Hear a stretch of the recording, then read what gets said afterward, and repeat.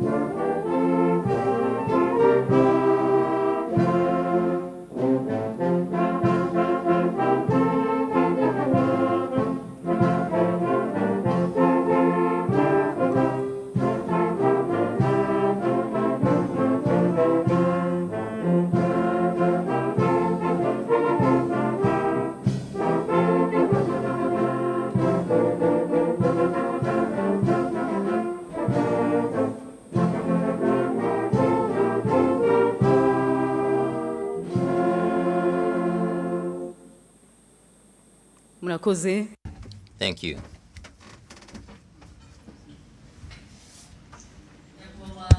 Your Excellency, the President of the Republic, my name's Utera Isheja Sandrine, and I'm delighted to be today's MC in this Umushyikirano National Dialogue Council, the 20th edition. For those who don't remember, who don't know it, the first edition was 2003 at the National Parliament. I've seen many young people here, and I've been thinking, I remember where I was back then in 2003. I was only 15. I was in high school, and now I'm Deputy Director General of Rwanda Broadcasting Agency. It's the same round of applause for many young leaders like me in different institutions. And I'm reiterating this because for you young people listening, you could be in the same position. It's normal. So don't belittle yourself. So fellow Rwandans, everyone following from around the world, you know where we were right after 1994. How weak we were, how little knowledge we have, and all the psychological wounds we had. So if from that state we were able to make it this far, and we are at the heart of Rwanda's progress, then there's nothing we can't do. So let's thank the President of the Republic, because we owe all this to his good leadership.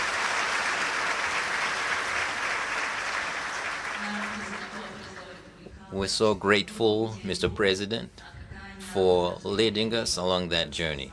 And would you please address this gathering today? Thank you.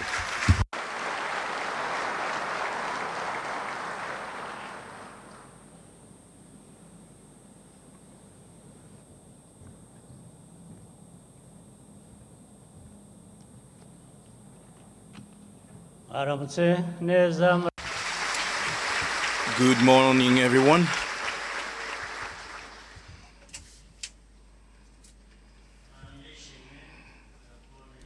I am very happy to get this opportunity, and I thank you all for being here with us.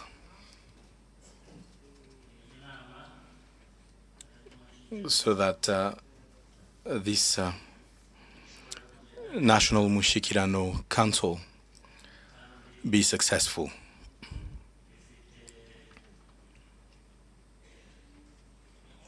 And to make sure that this serves our nation.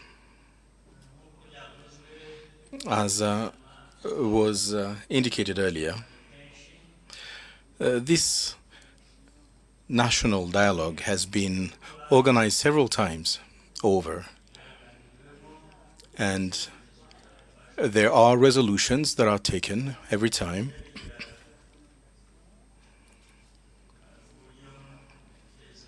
And this helps us move forward, make progress in the long run. And these resolutions get us to new discussions, to a new dialogue, again to make sure that our country moves forward as intended.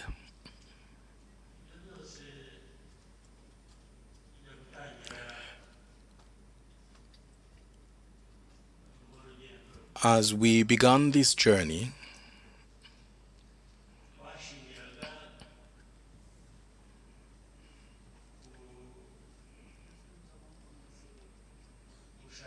we wished to build ourselves as a nation, as a people.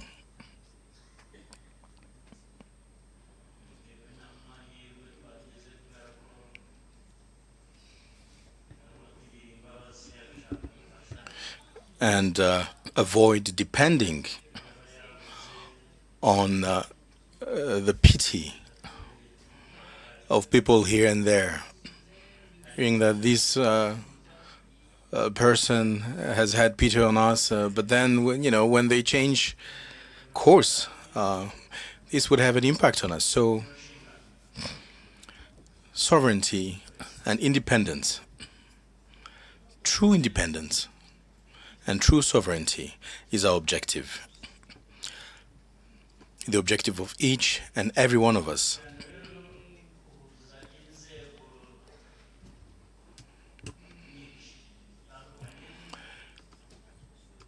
And we do, of course, understand that this national Umushyikirano brings together the civil society, the government, the youth, all citizens of Rwanda. And we also invite citizens from all over the world to actually contribute ideas. And the statistics are evident.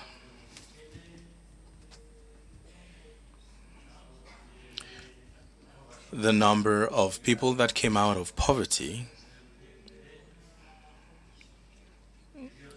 those that were supported so they can build themselves up, is evident in itself.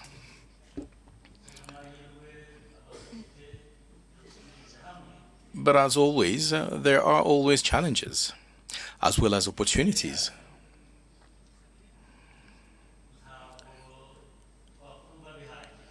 And as Rwandans,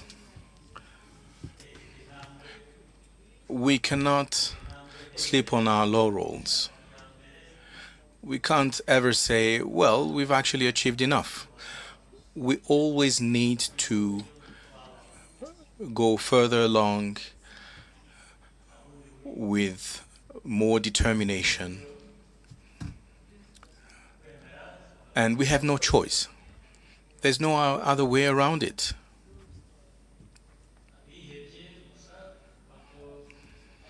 Another choice would not be a choice. It would be despair. It would be telling ourselves that there's nothing we can do about this, and we have no choice but to remain poor and live the way we are. And these are things that have happened in the past. For many years, the country did live under those circumstances, in disarray.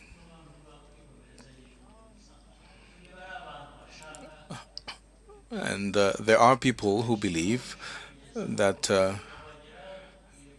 there's no reason to work hard for ourselves.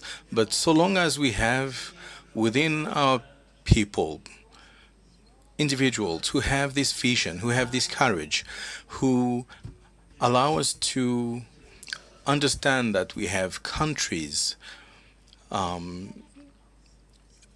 that are with us,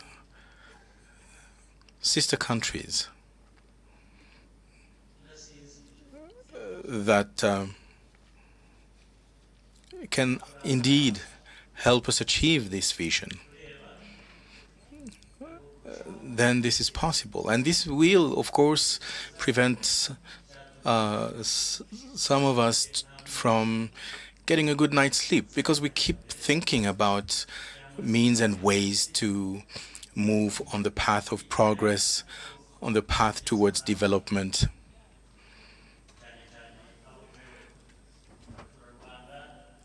And as leaders, we must bring together the Rwandan population, which expects a lot from us, a lot of support from us.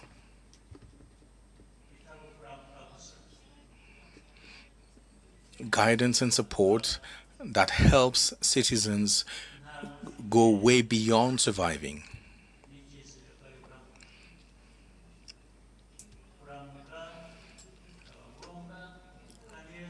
That allows citizens not to live on a day-to-day basis, wondering whether they'll be alive tomorrow. We need to live a life where everyone can actually have hope for a better future. And we see that in other countries.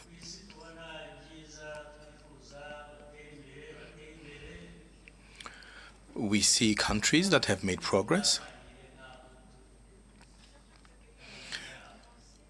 but understand that some of those countries have actually started at a level that was the same as ours, but they managed to achieve their objectives. And it is not to say that they are different from us, that God made them different. We are all created equal as humans. And there's no difference amongst humans. The only difference pertains to circumstances. However, we are all born equal. And yes, there are some people who may think that they are the ones who have created humanity, that they're above others, but this cannot be accepted. It is not acceptable. And if you decide to accept this, it means that you actually decide to accept the status quo and remain in a state of poverty. And this is why, as Rwandans, we opted for this national Umushyikirano, this national dialogue, so that we can always continuously learn from each other, learn from the past, draw lessons that will help us get out of circumstances that we find ourselves in, and that to achieve our objectives.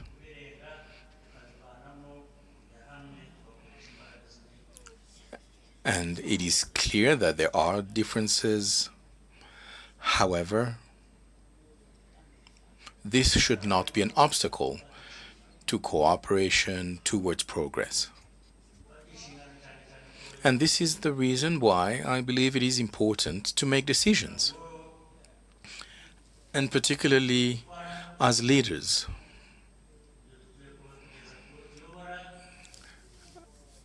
I would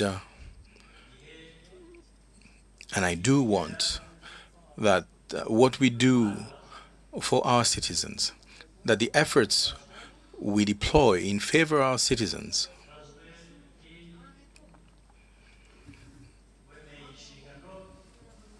be reported back to the population, to our people, so they may say, well, this is what you've done, but this is what happened. These are the resources that we've empowered you with, and these are the results. Where are the results? How did you use the resources that you were given? Did you pocket them, thinking that you should enjoy them as an individual, or did you actually make good use of them for the benefit of the people? And we should not forget that we need to be accountable for our responsibilities and be ready to pay back, compensate,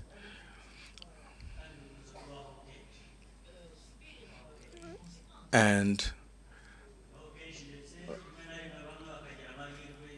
accept whatever consequences come as a result as your actions. Some people do hide, and it may not always be easy to actually find those people, but this should not prevent us from staying the course, maintain this tradition of accountability in as far as leaders are concerned.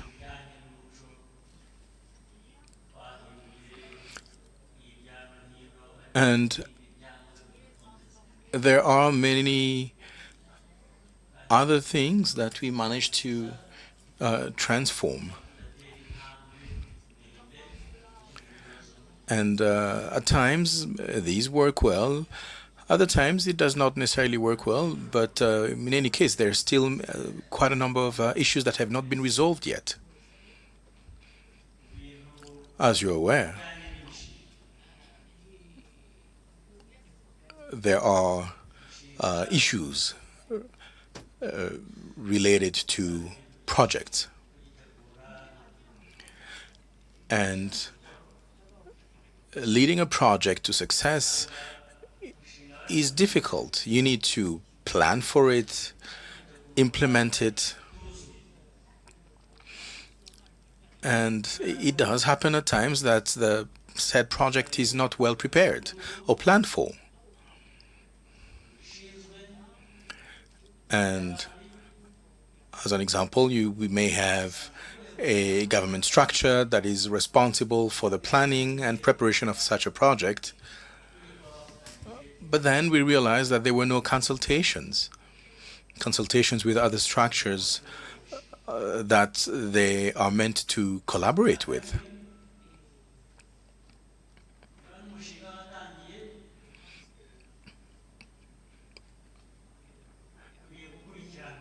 And once a project has started implementation, there should be a monitoring of the said project.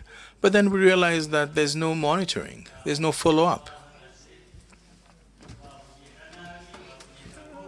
And nobody knows how the project is actually being managed. Nobody knows whether it is actually ticking boxes in terms of achievement of its objectives, and this is an issue that we've struggled with for quite a number of years.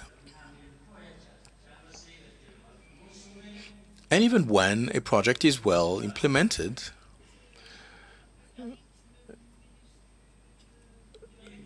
the pace at which it is implemented is not right. And it begins well, but then the project does not actually continue as it should. So these are issues that we must absolutely tackle, because we cannot continue like this.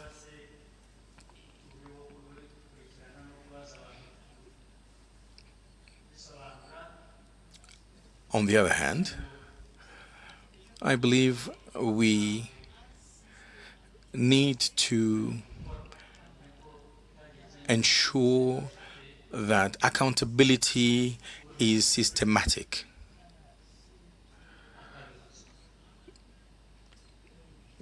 Make sure that every person that is given responsibilities is accountable. And I think this is key. And I should remind you, because we can't forget this, that accountability is the foundation. And yes, we have problems when it comes to implementing some activities or projects. And, you know, we have, for instance, the private sector that may be involved in a project, but then you realize that nothing is actually working. Some projects have been abandoned, and I won't actually mention them. You know them. And there are projects that were, say, supposed to be implemented over a period of 2 years and then close. But then we're in the third year and nothing has been done yet. And people act as if that's not an issue. This cannot continue. We must put an end to this. And I take this opportunity, this good opportunity, to remind you all in this room and elsewhere to help find a solution to this problem and put an end to such actions. We have citizens that are supposed to benefit from these projects. They need to wake up as well. And there's the private sector that gets involved. You know, the private sector is there, you know, they work and they get paid. But what about the citizen for whom we are supposed to work? And, you know, when you ask questions, oh, they tell you, oh, Your Excellency, we've had these issues. Okay, fine. Well, if there were these problems, what happened? How did you change course? How did you resolve those problems? And I'll give you another example. During our last celebrations for the New Year, we have citizens that were getting tired and were on the verge of standing up against their leaders. And the leaders were actually, you know, very much in a hurry to go and celebrate.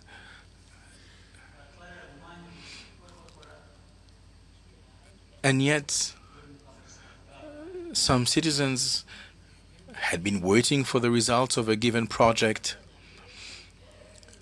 And then you have a leader who's actually just leaving everybody behind and is going to celebrate. No, we need to put an end to this.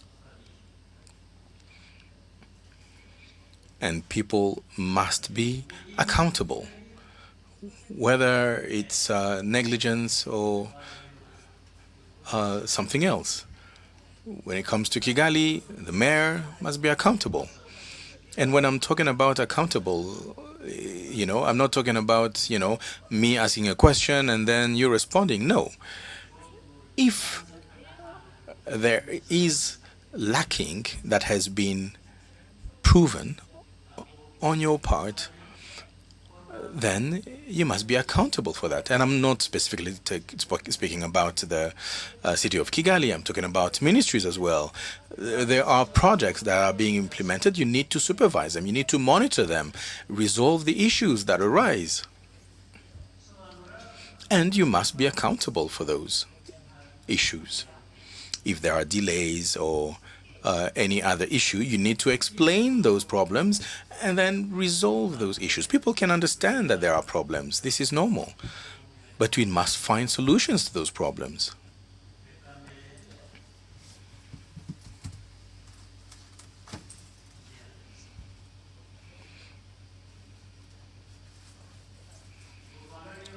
Otherwise, we won't be able to move forward. But let's come back to another type of issue, because we have caused those problems. And therefore, we must find solutions and not blame others. And believe that these other people will actually find a solution for us. So we need to find solutions internally. The country has had a long history. And this history has not always been rosy.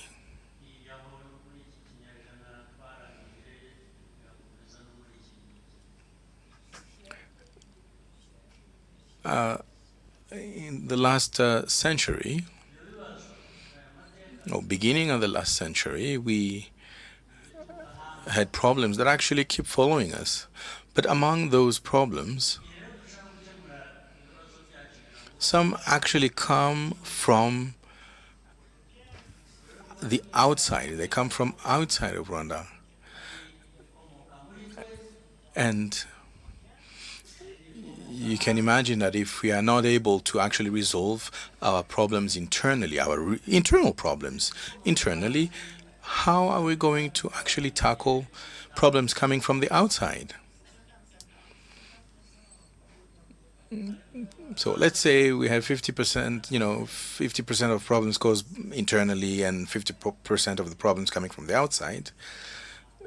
Still, the problems coming from outside are actually more serious.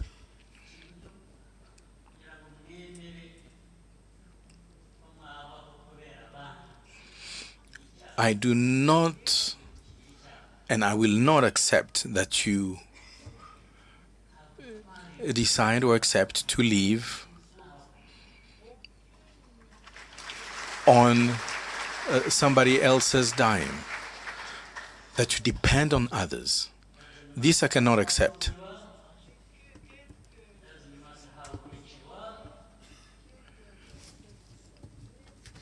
Doesn't matter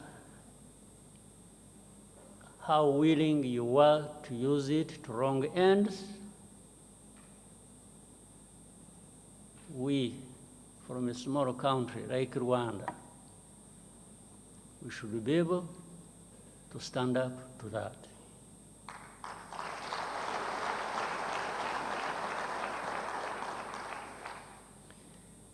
Kuri jye ibingibi tuvuga by'amajyambere umushyikirano twavuze proje zitagenda neza. Personally, I believe we need to correct and find solutions to some of the problems. But this is not possible if we do not understand our history. Otherwise, we would not know where to go. And this history, and I should say Rwanda is a very particular case when it comes to the issues that we are faced with. We have our internal problems,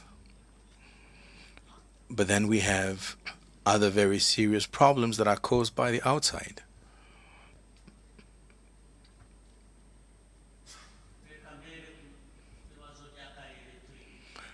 And let me start with the sub-region.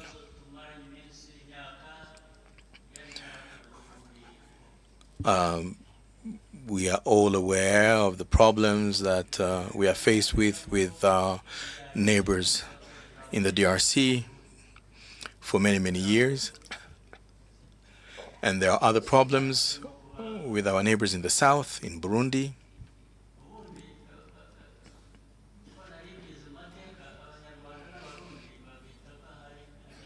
And, for many, many years,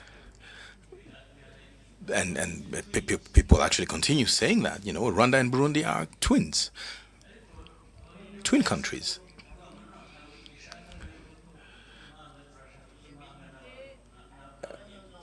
And but Burundi has decided to be a twin with DRC, and it is fine. I have no problem with that. If you believe being closer to the Congolese, that's very fine.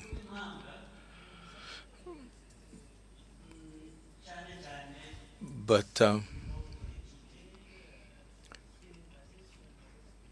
this twinning character, if it is based on politics, it's not good. Because this becomes a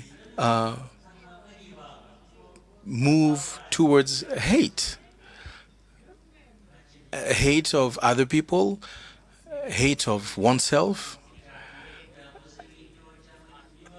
And, there's no reason to actually question this. You should listen to what these people say. Listen to them. And therefore, we shouldn't actually try and wonder whether this is true or not. They say it openly. Now, first I would like to repeat this once again. And if you're not, if you do not believe me, please, let me know. We've been saying it everywhere for a long time, and everybody actually recognizes that this is true. But they still decide to not say anything about this. This war did not start with Rwanda. It did not start in Rwanda. Please verify the facts. This war did not begin in Rwanda. We did not cause it. And I've actually told you what the root cause of this problem has been. I've said it 1,000 times. Congo is the source of this problem, and there's other sources as well, which I will not mention here. This is not our business, but we have a problem with Congo. What is the problem? The problem pertains to the Interahamwe which are in that country and the genocide ideology of this group. This is a genocide ideology. They always say, no, Rwanda, we're coming for you. We'll actually finish what we started. And you probably know what happened in the past.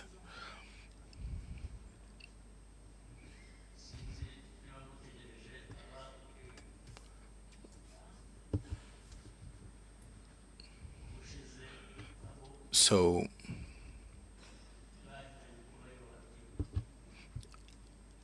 you could ask survivors to actually explain what happened, if you forgot.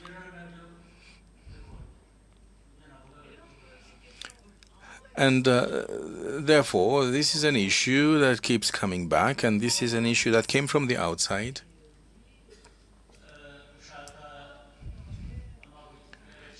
And we are told, oh, Rwandans are in Congo for precious metals, for the mineral resources in Congo. This is the reason why there's a problem between Congo and Rwanda. And then they say, Rwanda is a very small country, and their intention is actually to eat up on the territory of Congo. And this is perpetuated, but people are actually hiding the true cause of the problem for us.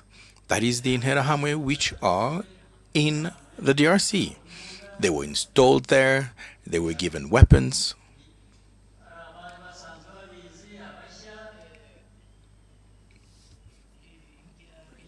Some of them were in the former Interahamwe militia. Others have been recruited and were trained and armed. The United Nations, when they set up the MONUSCO, I mean, why do you think they did that? Why do you think it was necessary to create MONUSCO in Congo?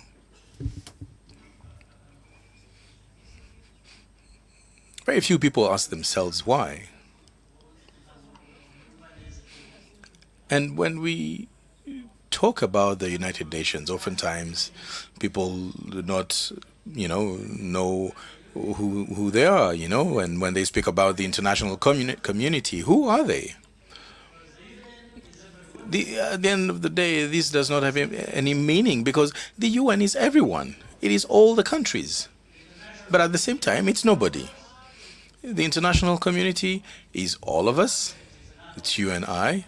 But at the end of the day, neither you nor I are invited to discuss, what solutions should be brought to the problem. So, who should be accountable? So, people decide to take the easy path and find a scapegoat. Someone who would actually wear that hat, and that's always Rwanda. Rwanda is a small country which is comprising of people, you and I, but again, who is the international community?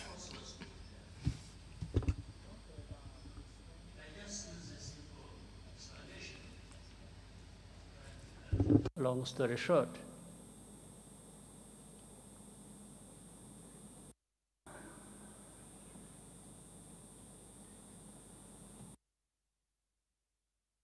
many times I meet ambassadors of countries credited here, either based here or based outside. Or I meet government ministers of different countries. When you are talking about this problem of Congo,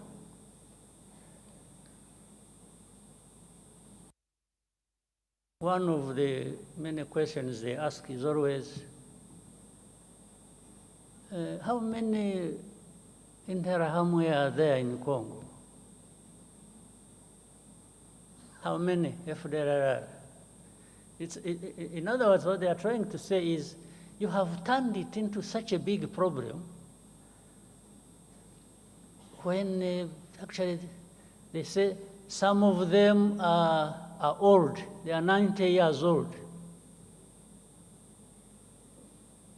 Say, but if you are saying they are 90 years old, it means they are there.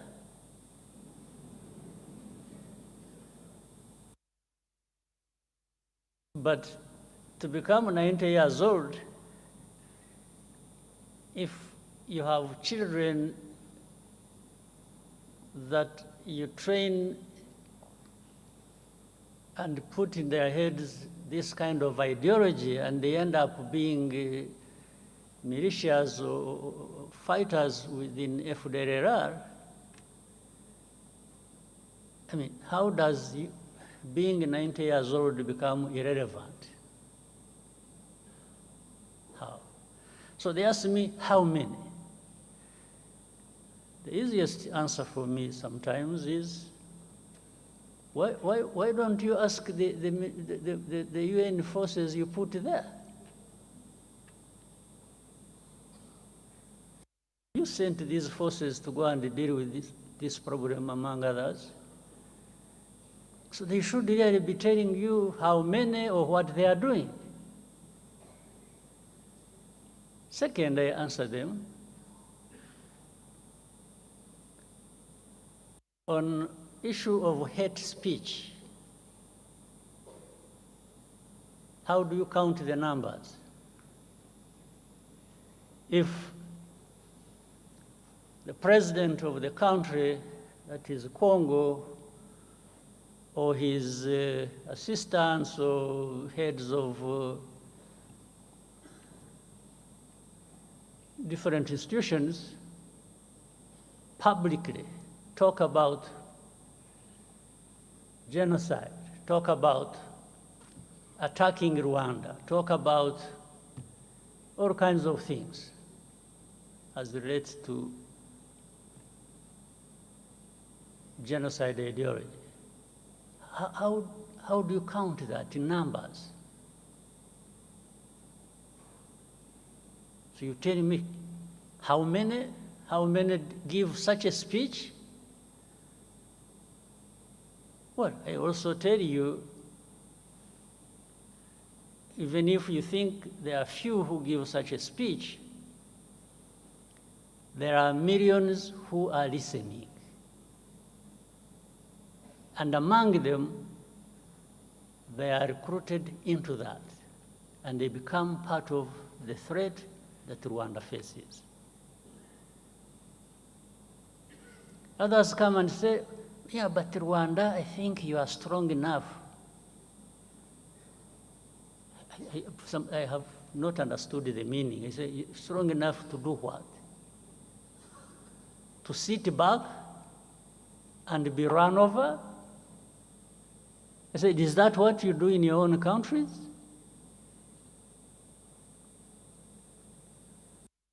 I wish I was actually strong enough. I'm not.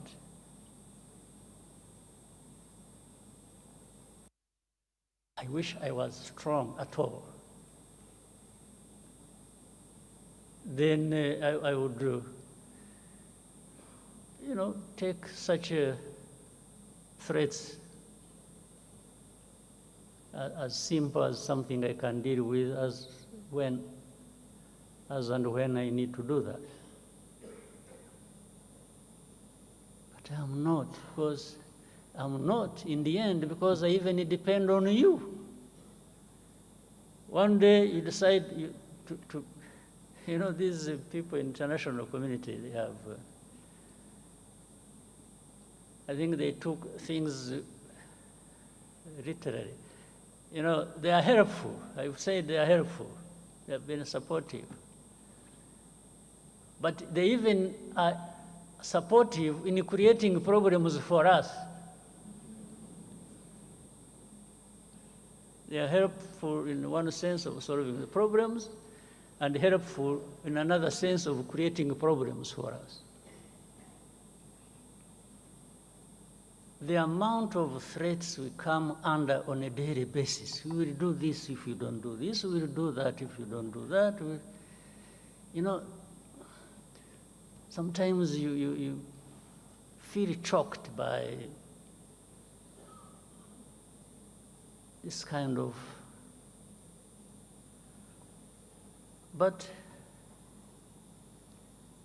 instead of being choked by all of that, I will be choked by just being defiant and telling you to go to hell.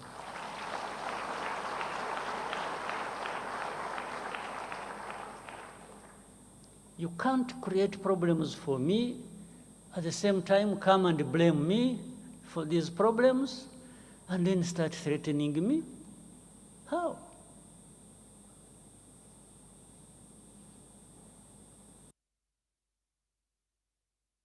How?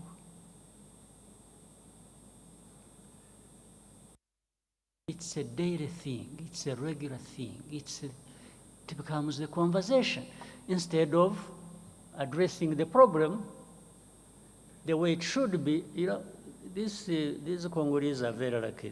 This Tshisekedi man who stands there and abuses people and threatens and does that, and then in the end, this same international community comes to me and says, yeah, you see, you know, you need to do this, you need, I say, what?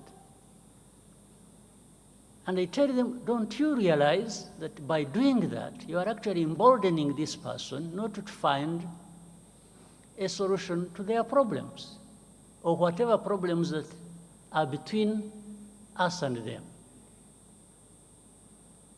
You treat a country or a president or a government like a spoiled child. You look back and ask, you know, check.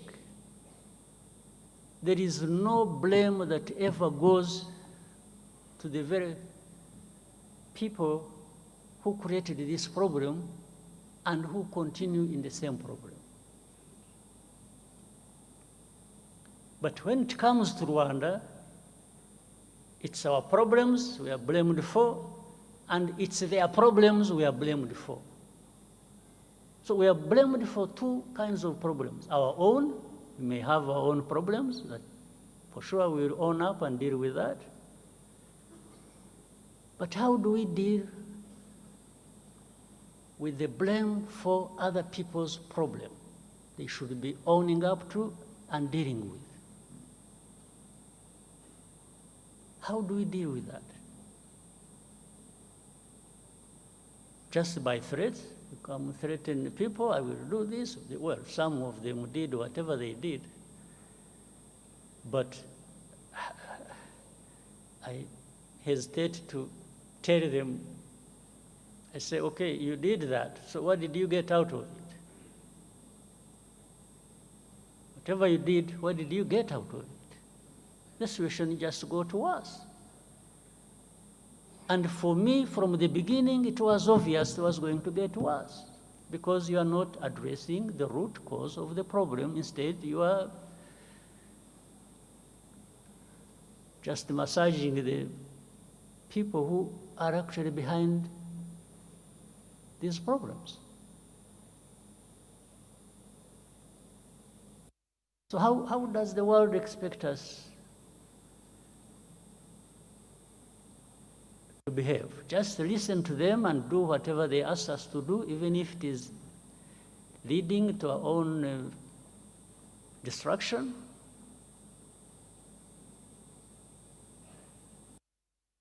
Let me tell you, it's really not for our existence, for our well-being, for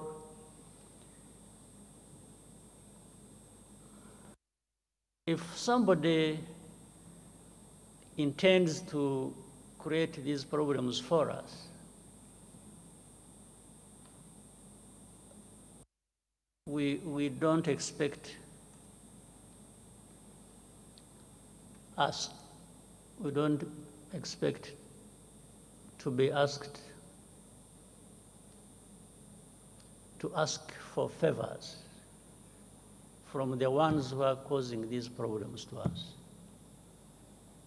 We are not going to ask for a favor. Well, maybe someday when there are people who are like we have been decades and hundreds of years ago, maybe those people, because who knows, we can always, through such manipulations and so on, have people emerge who think that is the way we should live. Maybe, I don't know, but in some of us, his lifetime, in our lifetime, some of us will try and stand up to that.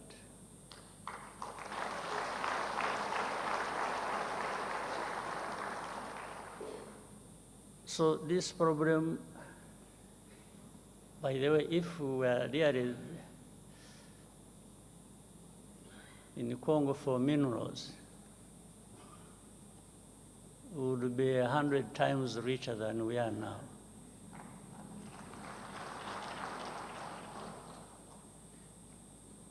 But I think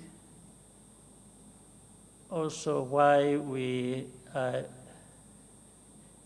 you know, I saw recently people sort of celebrating, say, you see, we have always said Rwanda is in Congo and they have been denying, now they have,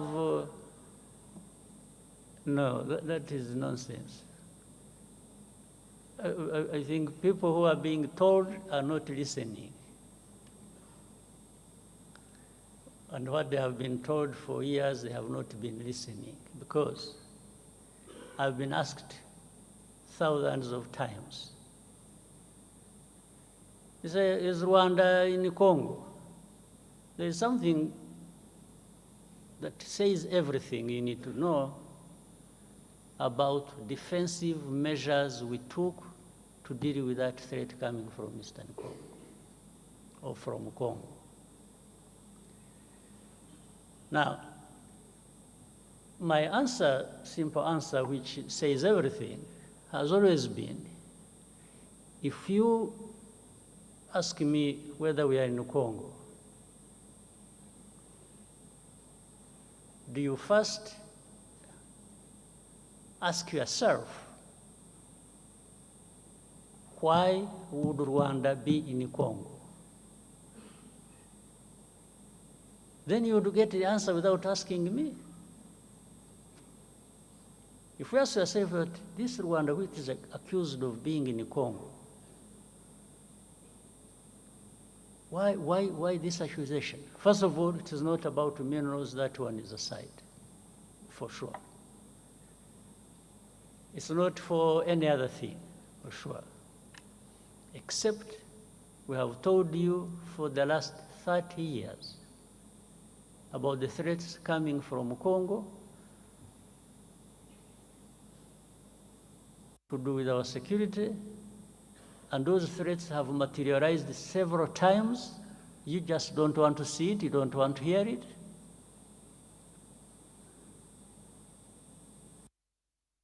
So, but what are they looking for? When they're asking you, are you in Congo? Are you in Congo? Either you say no, and the question of defensive measures we took are also seen as if they are not there. And if you say yes, that becomes the only problem in the world to deal with. Even legally, the lawyers who are here, you see the Minister of Justice, if you say yes, every other problem will disappear. They just take you on saying, yes, you are there. So every problem, in fact, you will have made it easier for them to load the problems of Congo on your shoulders now. That's it. So you saw one time a journalist asked me, say, are you in with the CNN? It was, I must have seen it. And when I said, I don't know, simply, that is really technically not an answer I should have given. But also technically, it is an answer that would not take me to court.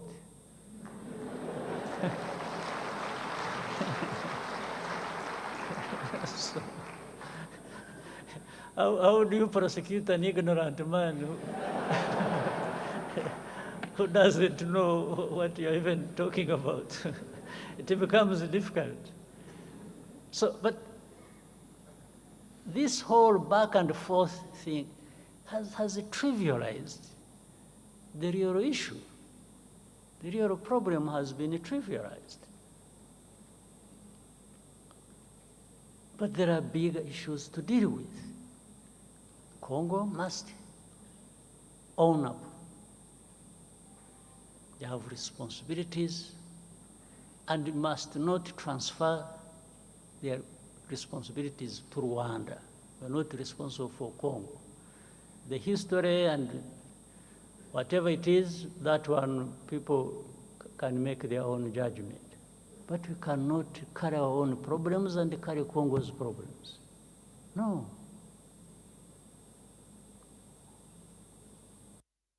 And for protecting our people, that one we shall. There's no question about it.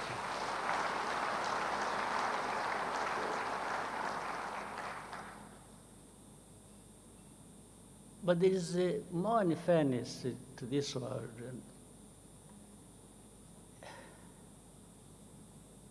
Anyway, let me reserve some other comments for another time.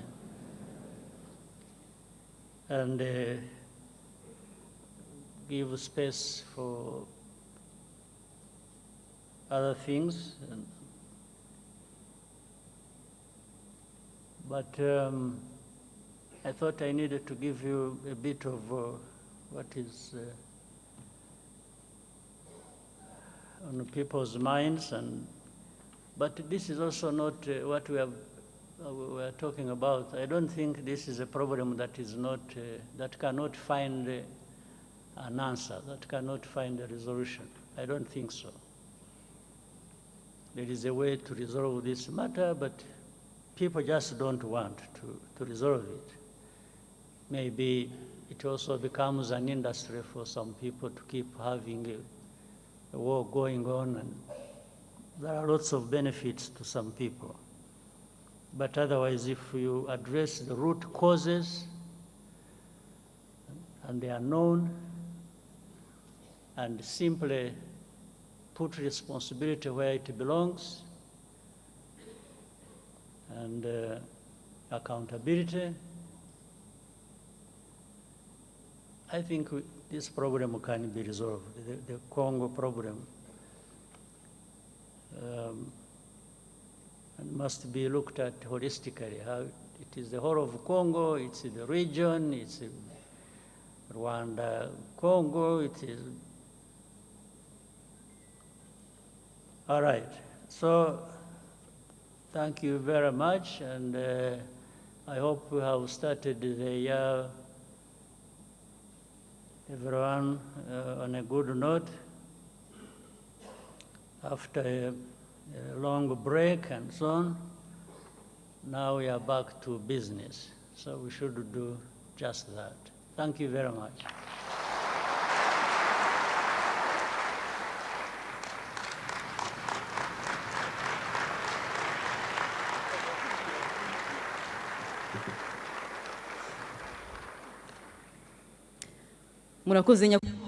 Thank you so much, Mr. President. We will be self-reliant and we will leave. Last Umushyikirano Council, we made many resolutions. So let's see how far we've come with those resolutions. So let's hear it from the Prime Minister. Thank you.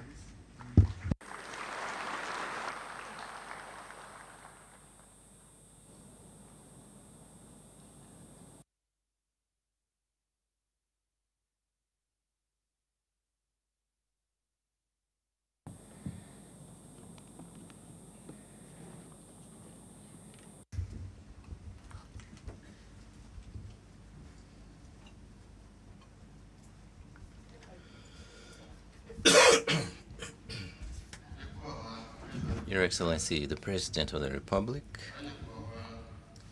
honorable leaders of the highest institutions of our country, dear leaders, dear guests attending this Umushyikirano Council, the 20th edition, hello.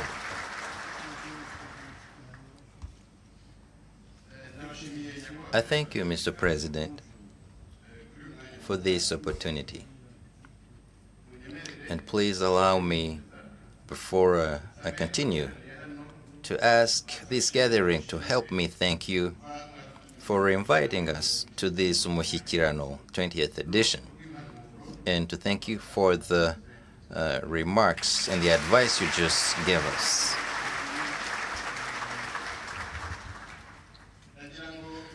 And before I give my talk, I want to remind you that the 19th Umushyikirano Council that convened from 23rd to 24th January 2024, it adopted 13 resolutions, and those were divided into 41 activities or projects, and now up to 34 have been implemented as it was planned, and 7 of them are nearing the end, completion, and those include the improving of the BDF, Business Development Fund, so they can help small projects have access to loans, focusing on agricultural projects. And this is underway, and it will be done, it will be completed very soon. And as you know, fiscal year 2024-2025, our country started the implementation of the second national strategy of transformation. This is a 5-year plan in the context of implementing our 2050 vision. And now, it's been more than a year as we implement that vision, leading up to the major goal of this whole exercise to increase Rwandans. The Rwandans will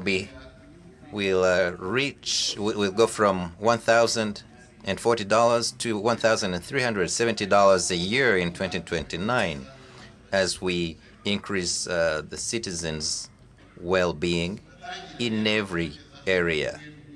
So I will share some of the main achievements, and then I will give you the plan we have as we strive to achieve sustainable development. Let me start with economic indicators. Our country's economy has been growing in a satisfactory fashion. In 2024,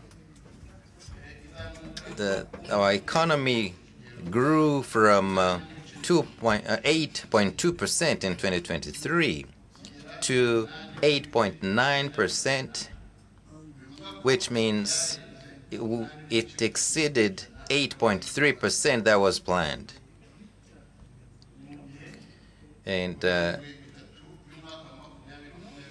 in the 3 quarters of 2025, the economy continued to grow on the average, by the average of 8.7%, including an increase of 6.5% in the first quarter, 7.8% in the second, and 11.8% in the third quarter.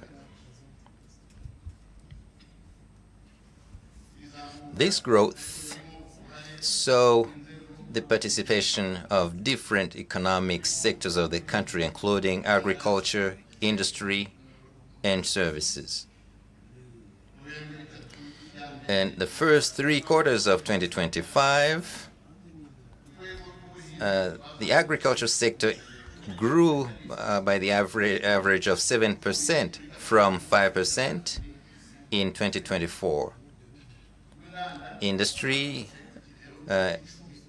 grew by 10%, and the services grew by the average of 9%. And this proves that our country's economy continues to grow in a satisfactory way, which gives us hope that we'll achieve our goal. And this increase in GDP in different areas of our country's economy was made possible by different strategies, especially increasing the access to loans to Rwandans, which also contributed in decreasing unemployment. And from 16.8% in 2024 to 11.7% by the end of 2025. Let me remind you that in 2022, right after the COVID-19 pandemic, this unemployment rate was at 24.3%. And in this NST2, our goal was to create 250,000 jobs a year outside of the well-paying jobs. The census that was conducted at the end of 2025 shows us that since early 2024, we had created a little more than 800,000 jobs. Those included more than 760,000, which is 93% of the jobs that were created are non-agricultural based. The increase of GDP that we saw we saw that in the development of commerce and export. Exports in 2024-2025 grew from $3.5 billion in 2023-2024 fiscal year to $5.7 billion. And this is equivalent to an increase of 62.8%. Our goal in this 5-year plan is to reach $7.3 billion. And this increase in exports helped reduce the deficit between exports and imports significantly, which means that our country is building its own reliance, self-reliance. In the same vein, we applaud taxpayers because they did a good job in paying their taxes, and which saw 3.2 billion Rwandan francs from 2.7 trillion in 2023 to 2024. And the savings inside the country has also grown from 12% to 15.6% of the country's GDP. And as we continue to encourage Rwandans to do savings, we encourage them to participate in Ejo Heza savings schemes. And in 2024-2025, up to 52.8 billion Rwanda francs had been saved. The government adopted strategies to improve that Ejo Heza fund so it can benefit its members much better. Umurenge Sacco savings cooperatives have been streamlined, and different savings schemes were improved too. We're glad that investment grew from $2.2 billion to $2.7 billion. Our goal with NST2 is to reach $4.6 billion a year. Overall, with the economy, the last 2 years, we achieved our goal on a good rate, and in some cases, we exceeded our goal. And this should boost our confidence, and it proves that together, as we continue increasing our productivity in every area, we will achieve development that we need. Your Excellency, the President of the Republic, dear guests, after this overall picture of our country's economy, allow me to mention major activities that were conducted within the context of NST2, namely the economy, social well-being, and governance. With the economy, the agriculture sector kept growing thanks to the strategies that increase production as the government continued to focus on it with food security and food production. The government increased subsidies to the farmers, especially after the price of fertilizers had gone up on the international market. And this helped farmers increase the amount of fertilizers they use. The fertilizers they use now is around 72 kilograms per hectare a year, and in 2017 they used to use 32 kilograms. Now, we've achieved that, and we're glad we did, because we're above the average amount of fertilizers used in sub-Saharan Africa, because they use 25 kilograms per hectare per year. However, we still have a long way to go, because our goal is to reach 94.6 kilograms per hectare by 2029. Well, let me say that the rich countries are at 150 kilograms per hectare today. And as we fight the effects of climate change, we kept increasing the size of arable land from 71 hectares in 2024 to more than 74,000. And our plan is that that area will reach 130 hectares by 2029. We are still increasing the area where we have terraces, and now we have more than 167,000. 146,000, but our goal is 167,000 by 2029.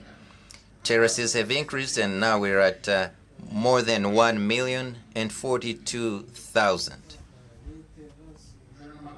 The government has also continued improving animal husbandry, including the increase of infrastructure in that area, and this has contributed to increasing the milk production, and from 700 million liters in 2017, and now at more than 1 million and almost more than 1 million liters in 2025.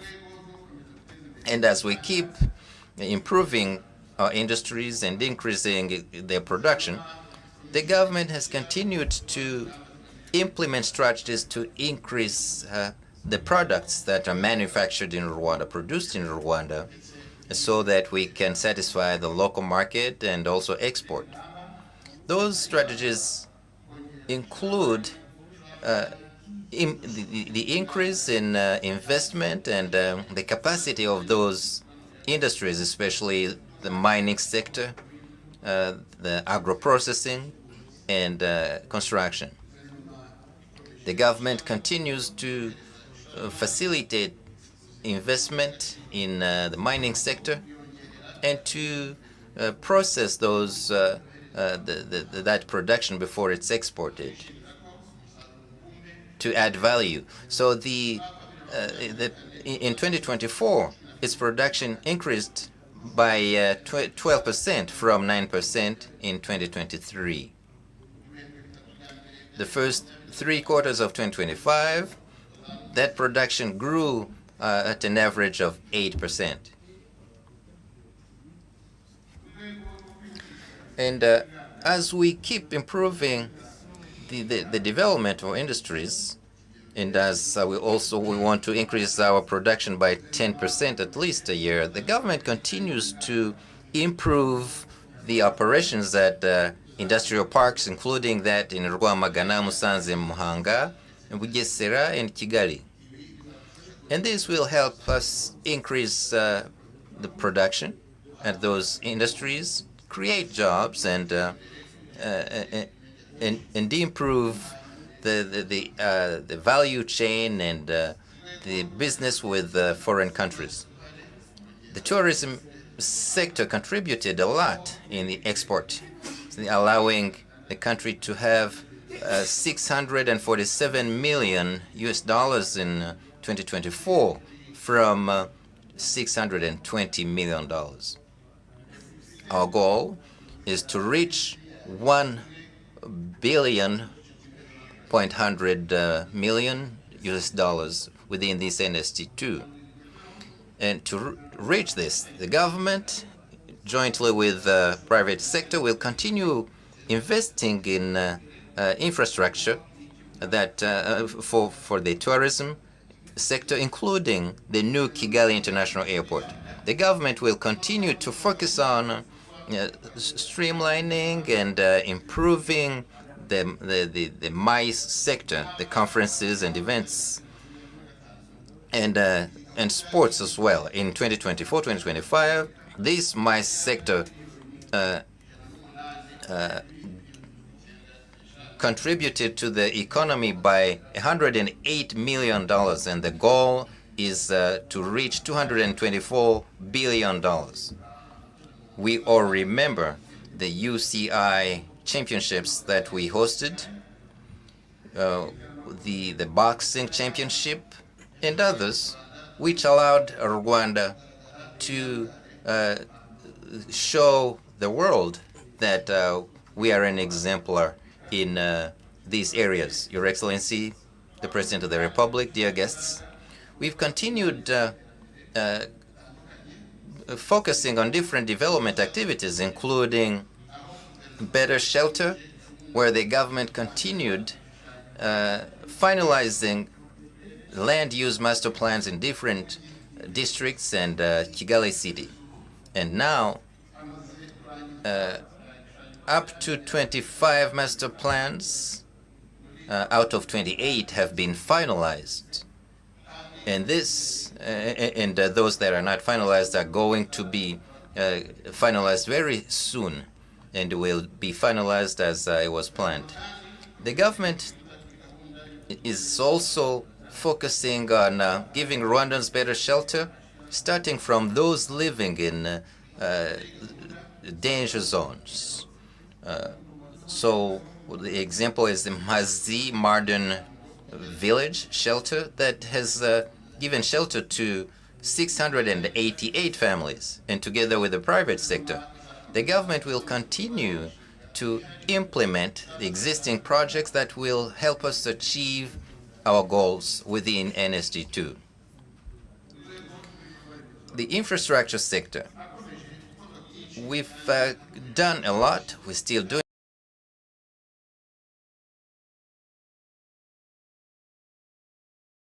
city.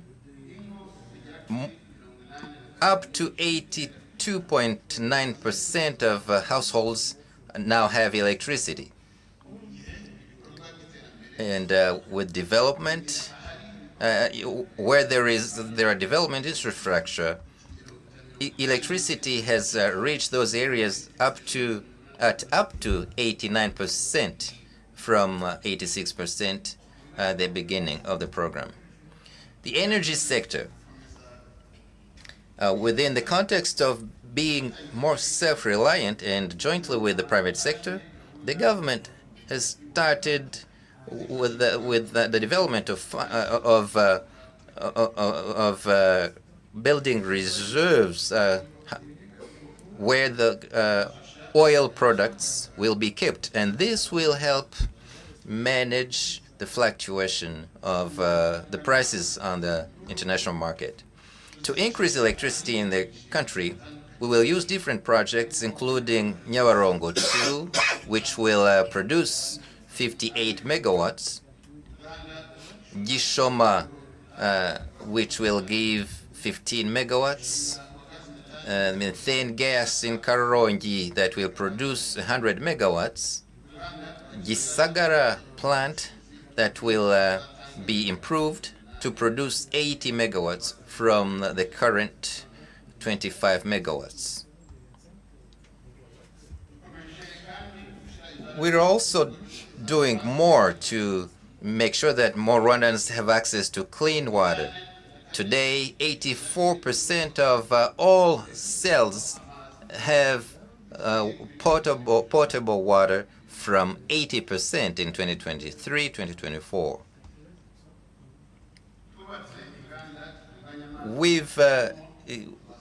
We've built water plants, including Sake, that gives 100,000 cubic meter a day, and Ngororero, which produces more than 3,000 cubic meters a day. And the government continues to do its best to reduce the amount of water that is wasted on the network. Now, the transport sector. We've done a lot in building and repairing roads and secondary roads. And this plays an important role in helping farmers to sell their products, their production. And today, we have more than 4,200 kilometers in the country. We've repaired national roads up to 600 kilometers. And we've started different projects, to expand major roads in Kigali City, and also to improve different junctions and crossroads, including different types of technology, and to help the common public transportation has seen the creation of EcoFleet to improve the service in this area and to develop the transportation industry in general. In the context of protecting our environment, the country's strategies allowed us in 2024-2025 to reduce air pollution by 28%. Let me remind you that our goal is to reduce that pollution by 38% by 2029. And to achieve this goal, we've started different projects to protect our marshlands in Kigali City, and we've started a campaign to plant up to 72 million trees in the country. And now, more than 26 million trees have been planted around the country. Your Excellency, the President of the Republic, dear guests, we are glad that our development program is not just about the economy. It also focuses on the well-being of the population. In the health sector, our country continues to do a lot to make strides in taking care of maternal and infant care. The level of maternal mortality reduced from 105 mothers out of on 100,000 in 2023-2024 dropped to 97% in 2024-2025. Infant mortality below 5 years old has continued to decrease from 45 children out of 1,000 live births in 2023-2024 dropped to 39.4 children in 2024-2025. And this exceeded the goal that was 40.6 in that year. The government continues to implement programs to increase capacity in the health sector through different programs, including the increase in the number of health personnel in the health sector, to increase the number by 4 through more nurse schools and the training of medical doctors. The government will continue with these projects in the health sector, especially with the Masaka Hospital and the expansion of King Faisal Hospital, the improving Ruhengeri, Muhororo, and Kabgai hospitals. The first year of the NST2, the education sector made tremendous progress in implementing programs to improve the quality of education, to be compliant with the market. And the government continued to partner with private sector in developing professional training schools, finding skilled teachers, instructors.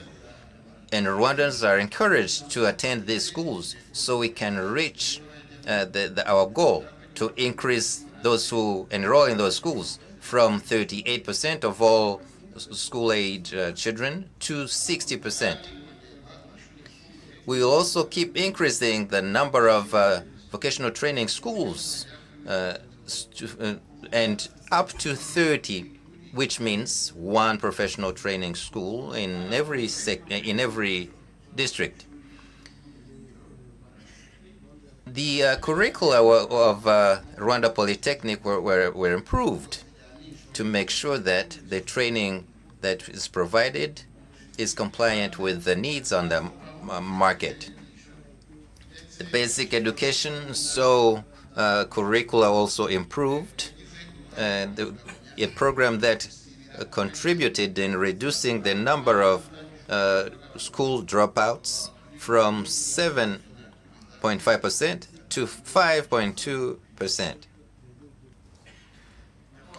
Your Excellency, the President of the Republic, dear guests, with the governance sector, we will continue improving our governance, focusing on the services as the President of the Republic always encourages us to do.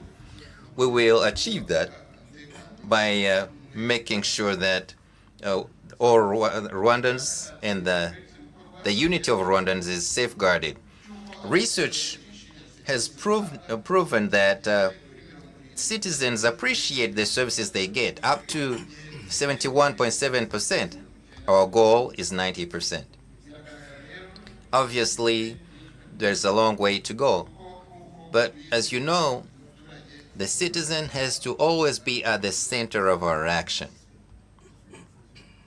And in this context, we are still improving the services we give through technology, through Irembo portal. And this, in addition to the improving of one-stop centers, will facilitate the citizens and speed up the services that are given in total transparency. With the justice sector, we're doing a lot in reducing the number of the backlog in the cases in courts. In 2024-2025, we were at 53%, while the NST2 goal is 30%. You see, we need to do more in this area. Your Excellency, the President of the Republic, dear guests, before I bring this to a close, I want to thank all Rwandans who played a role and who still are in different activities and programs that contribute to developing our country. And as I've said, as I've showed, there are things that we are glad we achieved, but we still need to do more as we develop our country to reach our goal, to build a country, Rwanda, that we want.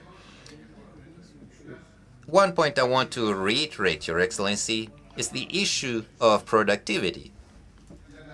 Obviously, as a country, we have a productivity issue, have low production in agriculture or within the industry.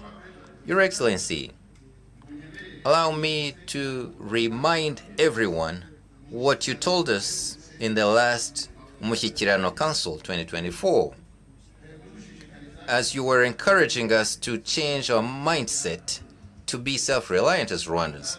You said, Your Excellency, allow me to quote you, you said, where others work 3 hours and then just go to sleep, we need to put in 10 hours. Where others take 1 day to walk, a Rwandan citizen should walk the same distance using very few hours. So we can do a lot of things we have to do. Those are your own words, Mr. President, from the last Umushyikirano Council.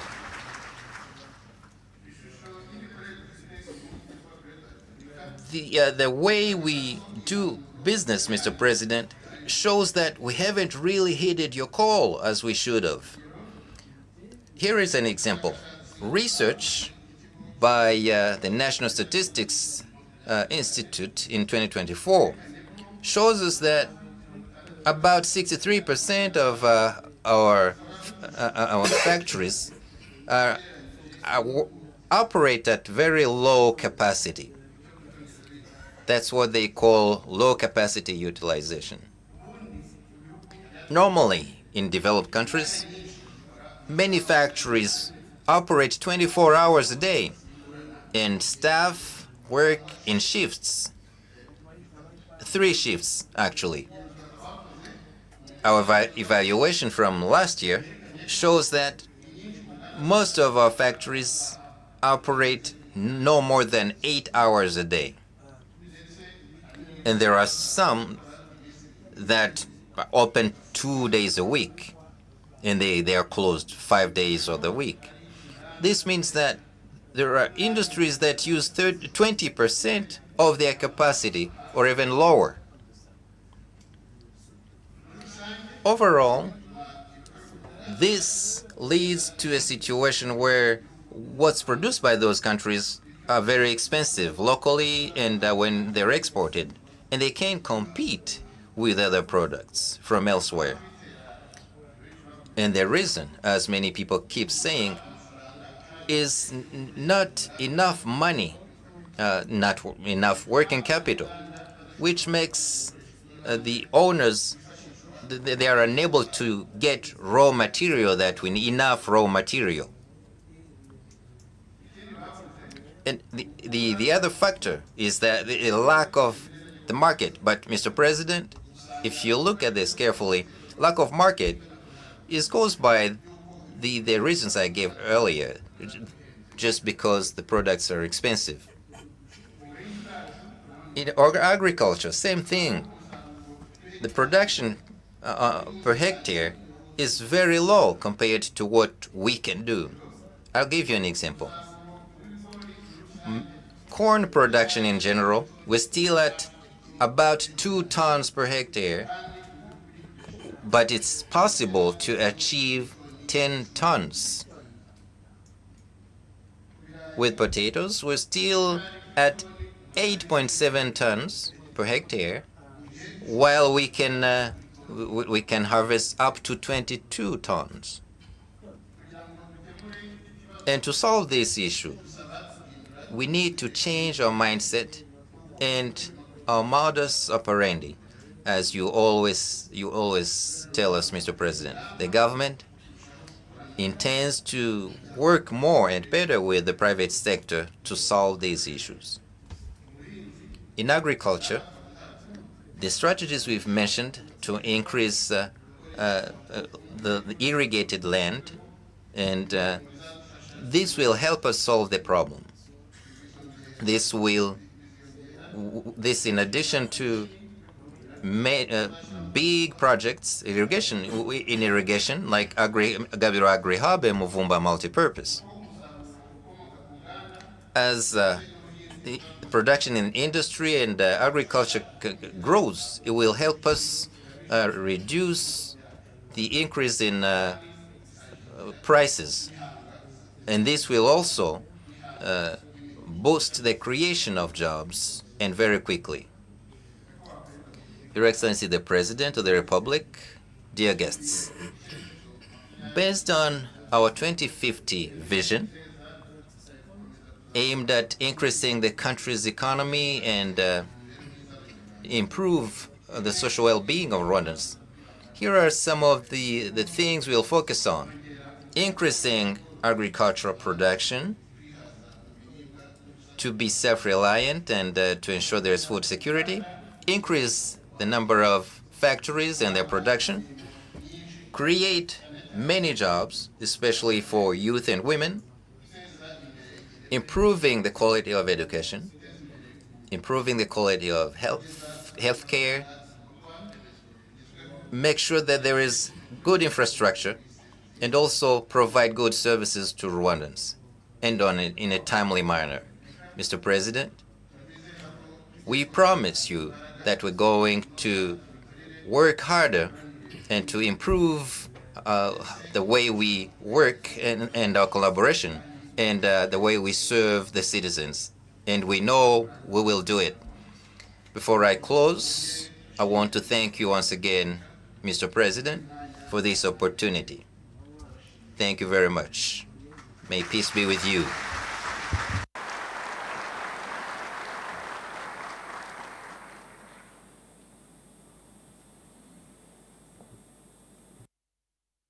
murakoze Minisitiri w'Intebe. Thank you, Honorable, Right Honorable Prime Minister.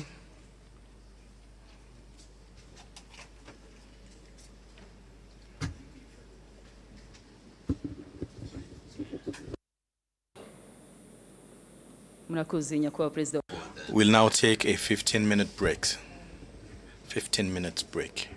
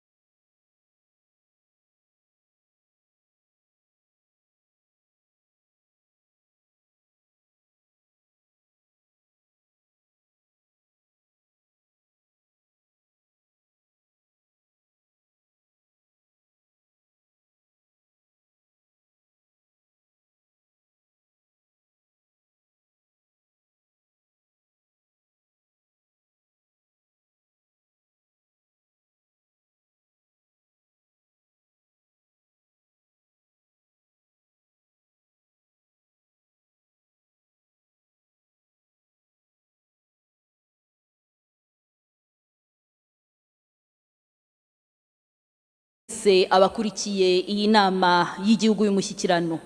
Kera hari imvugo yavugaga ngo umurimo ni uguhinga ngo ibindi ni amahirwe, ariko uyu munsi kubaka igihugu twabonye ko bituruka kuri byinshi. So, in the past, we used to say that we'd have to work as little as we can and then let the rest resolve itself. Dear Rwandans here present, those of you who follow us from all over the world, thank you very much and you're very welcome. Our discussions will be focusing on sustainable development. We are with this Rumurangwa, Minister of Planning, Minister of Ndamanywenye of Trade, the principal, the director for mining export processing, Mr. Murenzi. And this debate, as I mentioned, will be focusing on sustainable development. The institutions represented here do contribute to the economic progress of our country. The Right Honorable Prime Minister has given us an overview of the current economic status of our country. And let me start with the first question. When we talk about sustainable development, citizens ask themselves whether we are wealthy or not. What does this mean? Thank you very much, Michel. It's now been 23 years that national consultations are organized on a regular basis.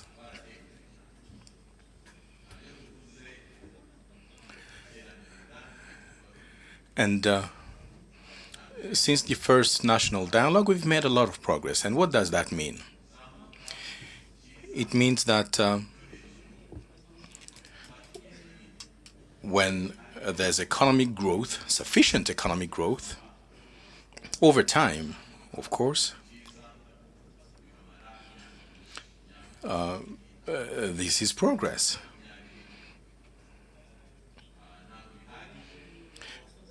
And this is a sustainable development that leads to sustainable growth.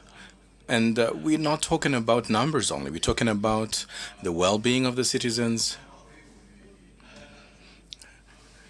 always aiming at ensuring that the citizens can live a good life.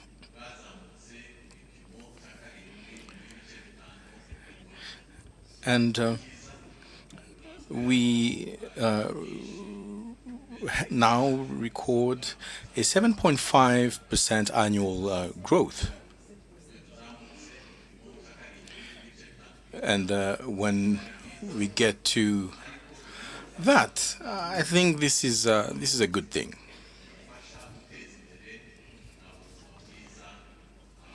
However, the people's well-being must follow.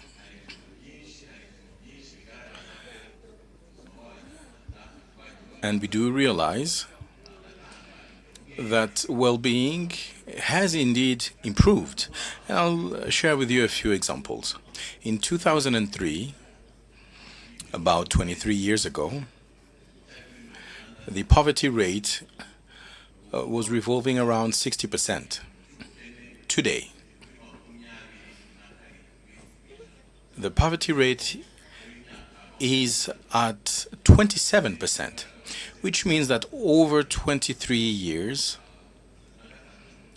Rwandans have actually come out of poverty, given that we are now faced with a poverty rate of slightly above 20%. The life expectancy back then was about 60 years. Now it's above 70 years, so this is a lot. And it is clear that a lot of progress has been made. Let's take the example of electricity production. I think we managed to cover less than 5% of the population 20 years ago, or 23 years ago. Less than 5% of the households had access to electricity. Today, more than 80% of the households do have access to electricity, which means that a lot of progress has been made, but that applies as well to the health sector when it comes to access to healthcare, when it comes to education, all schools, all children go to school. But this is not enough. We still have a lot to achieve. And to do that, we have two main programs that guide us. The first pertaining to economic development, and then the second which pertains to the National Strategy for Transformation, which spans from 2024 to 2029, and we also have our Vision 2050, which are all very important objectives. And we are hoping to move from 7.5% growth rate to 9.3% annual growth. And once we actually get to that number, I believe the well-being of the people of Rwanda will have improved tremendously. Therefore, the country must continue to move forward. And I'm not talking about the GDP alone, but also the GDP per capita. We need to get to the levels of development that we see in the northern part of the Americas, in Asia, and this is achievable. Thank you, Minister. I don't know if you actually heard these numbers. We moved from a 60% poverty rate to a 27% poverty rate in a little over 20 years. I think that's good. Thank you, Minister. These numbers, these statistics, do show a significant increase in various sectors, which lead to the improvement of the well-being of the population in general. Minister, we have representatives of the youth here. Some of them want to engage into agriculture, although they may not think they would actually get a lot from it. But what can you say about that? Thank you. Thank you, Michel, Your Excellency, distinguished guests. I can provide you with an answer. And the answer should be simple. Agriculture and livestock cannot be developed if productivity remains low. And this applies to all sectors of the economy. If productivity is not at a set level, then you won't be able to progress economically. And this is the simple answer. And here I was talking about agriculture and livestock. And I'm not even talking specifically about seeds and fertilizers, but I'd like to focus on productivity.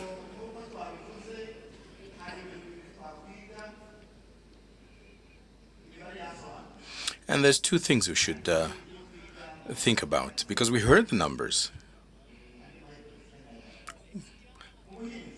But it is possible to actually improve our productivity and our economy.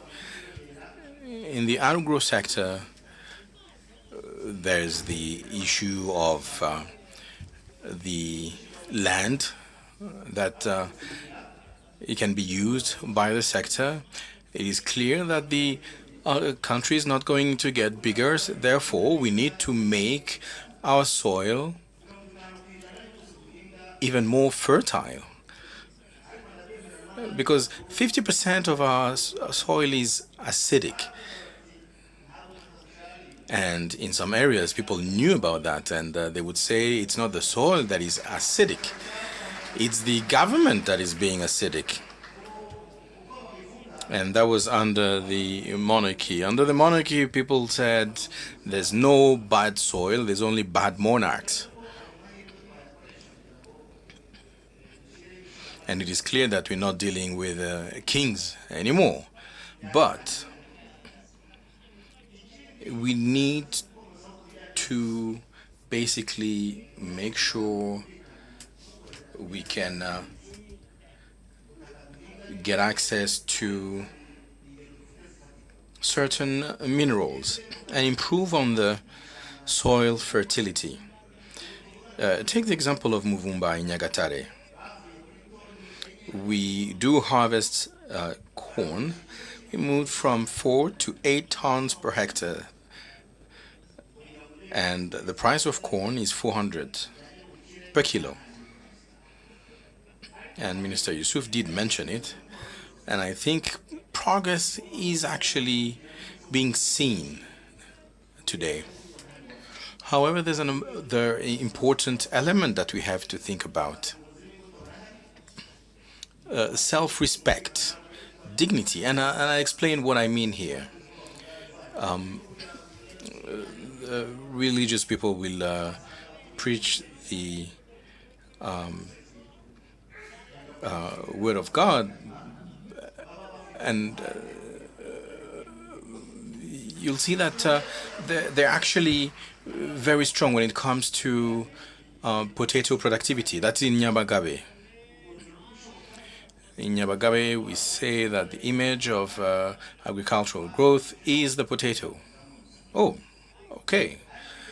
Then we need to integrate and consolidate the land to actually ensure we can, people can work together. And this is good, but what about the seeds? You go to the farmer and they will ask you how much they cost, because they need to consider the cost of the seeds. Number 3, you plant the seeds, but then you're not watering the seeds, and it won't work. And in Rwanda, we always say that the rains are a blessing. But funny enough, everyone actually goes in hiding, into their homes when it's raining. But instead of hiding, why not collect the water? Instead of hiding from the water, from the rainwater. This would actually be useful. So it is true that agriculture can be costly. And in Kabezi, we have pork, which costs a lot. But people still indulge in consuming pork. And we also have the insemination of porks, which can be useful. What about the poultry? Rwandans like poultry. Whenever we go for weddings, chicken is actually given to the representative of the family. And, we need to grow poultry. in a manner that is modern, and we need to take care of them, make sure they're vaccinated. And you may say, well, Minister, all that is good, but is it enough? Of course not. But I have good news. In Dubai and in Europe, I'm told that they need avocado, lots of avocados, and that the ones they import are not enough. I am Minister of Agriculture and Livestock. Please help me get those avocado. You are here. Please come to me and help me, because I have markets for your avocados.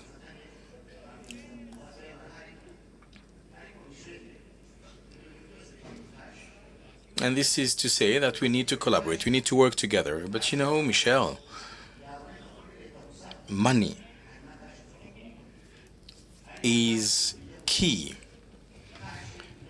And this cannot only come from the government, it needs to come from the people as well.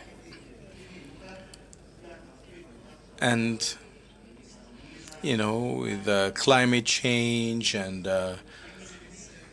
various changes, I think we can actually improve on our agriculture productivity and be self-sufficient, self-reliant, and export to the outside as well. So, Minister, I see that these are very good plans. And when we talk about agriculture, we mean land. And land does not only mean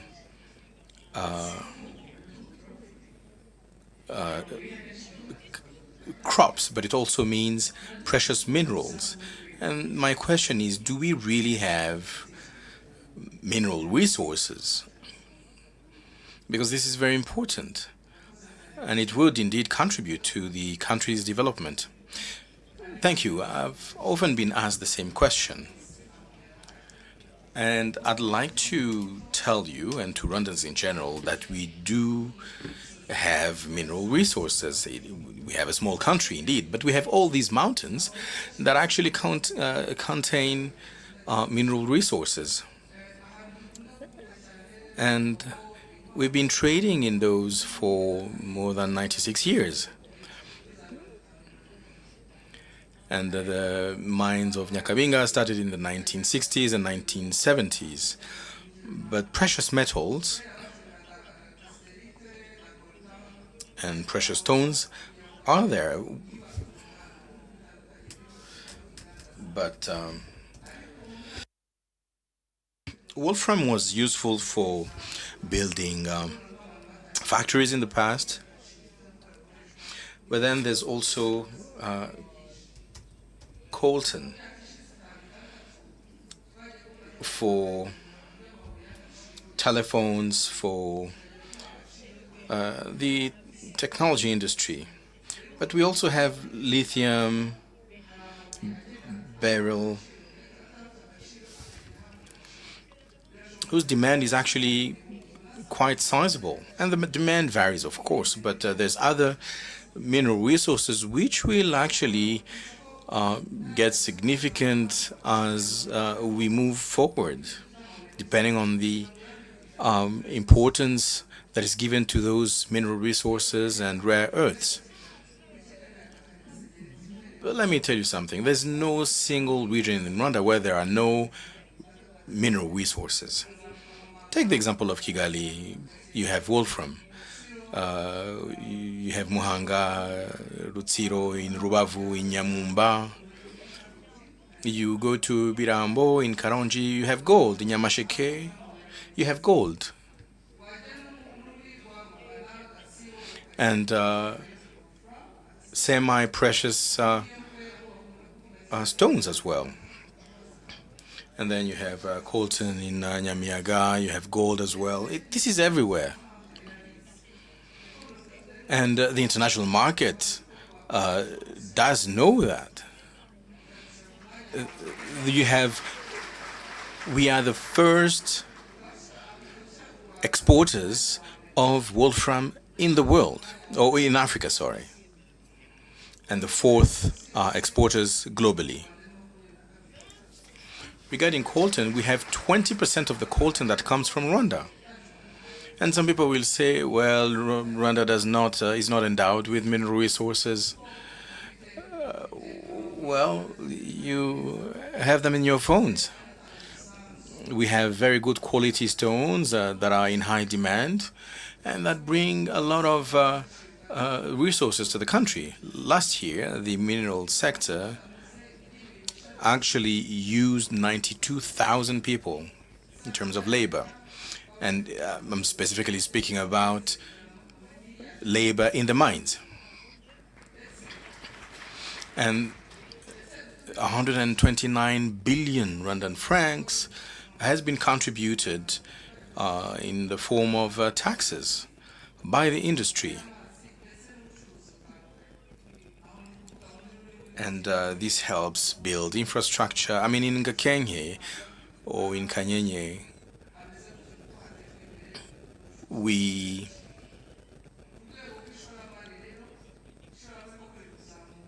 dug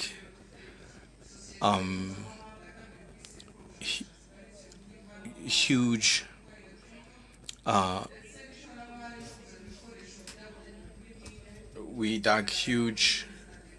ditches to build infrastructure. We have Rio Tinto. Everybody knows about Rio Tinto, which is also invested here. So it is clear that we still have a lot to do in the industry.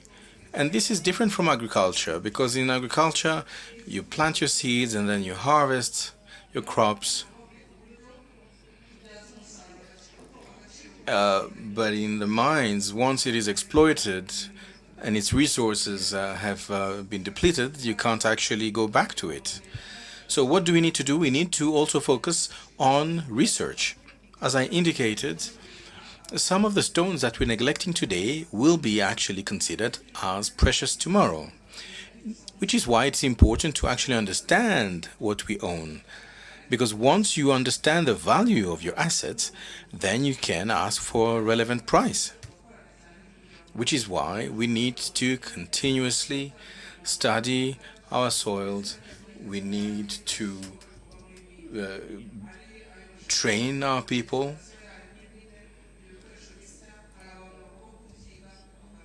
And build the industry.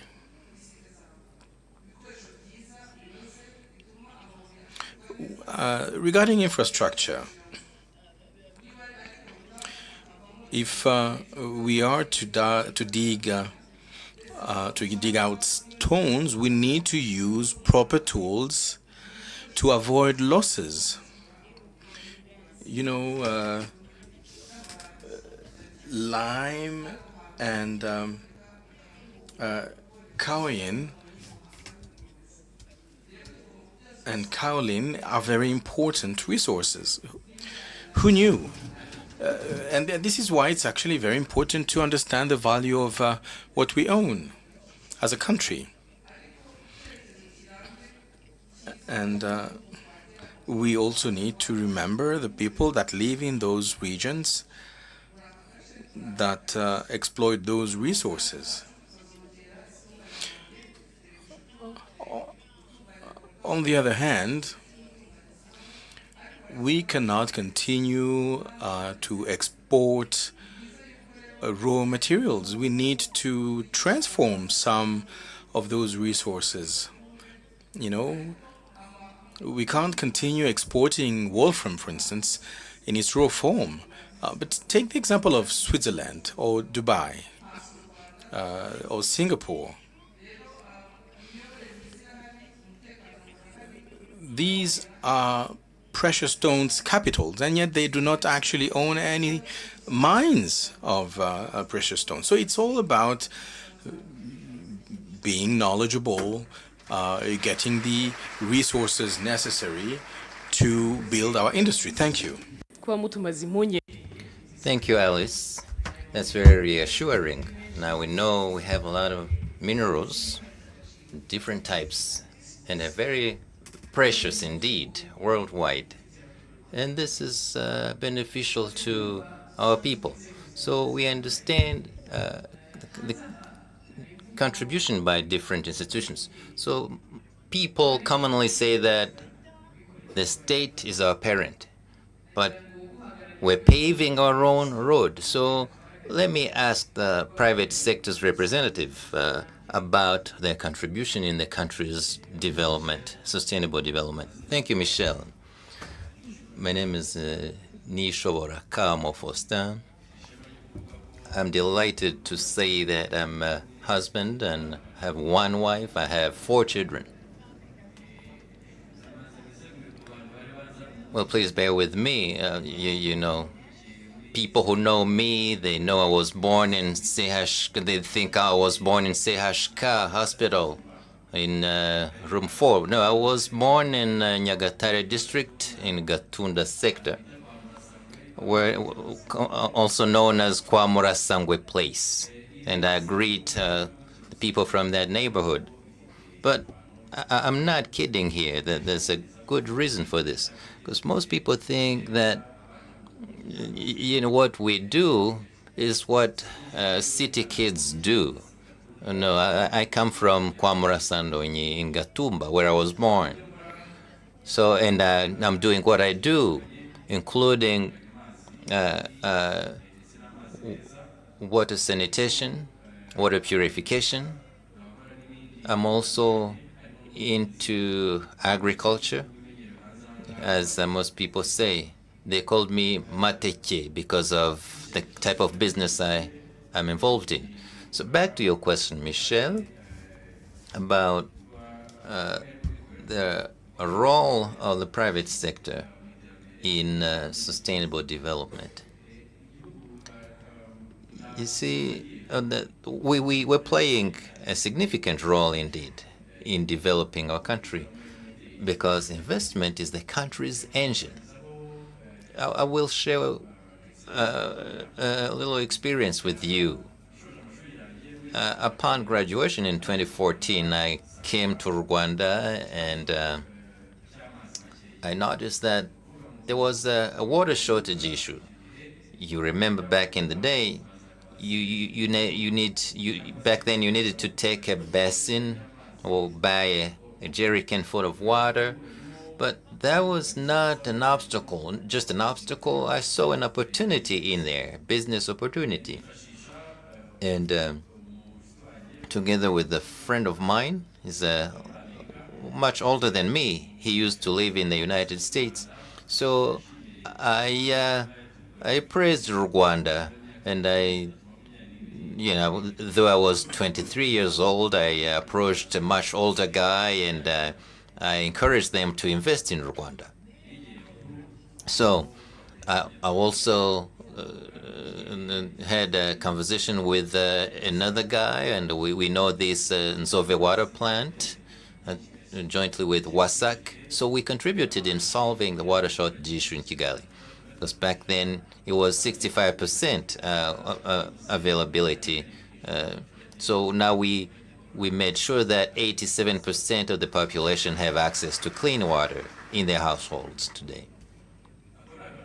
That's just some experience I wanted to share with you. But let me talk to my peers, the youth.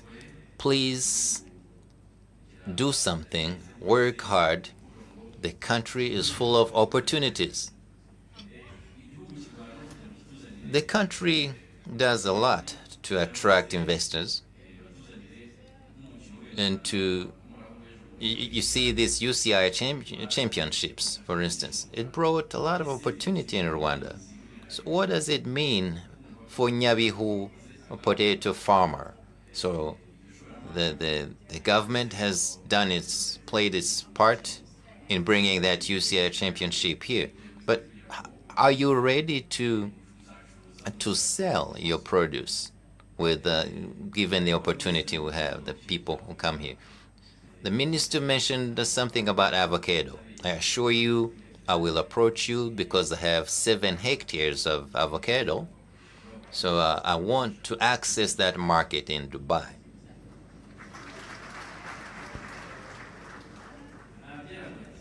but all is not perfect. There are some issues too, but we are true in Hotanyi. We hustle, we work hard, and we'll get there. The Prime Minister has said that the citizen is at the center of government's action. And as private sector, we want you to support us so we can keep investing freely. I will give you one example. I heard people buying land in Kachiru. They invest in land, and then later on they learned that it's supposed to be a diplomatic village. But why don't we share this information? And why don't we allow them to build there? And when those diplomats come in, then they will rent those houses built by Rwandans. Why not? So I will end with a kind of a challenge to my fellow private sector operators. We at the private sector, we need our own Umushyikirano council so we can examine ourselves and so we know our demands vis-a-vis the government so we can play our part better. So I also want to conclude by telling my peers who were born in Gatunda or rather rural areas,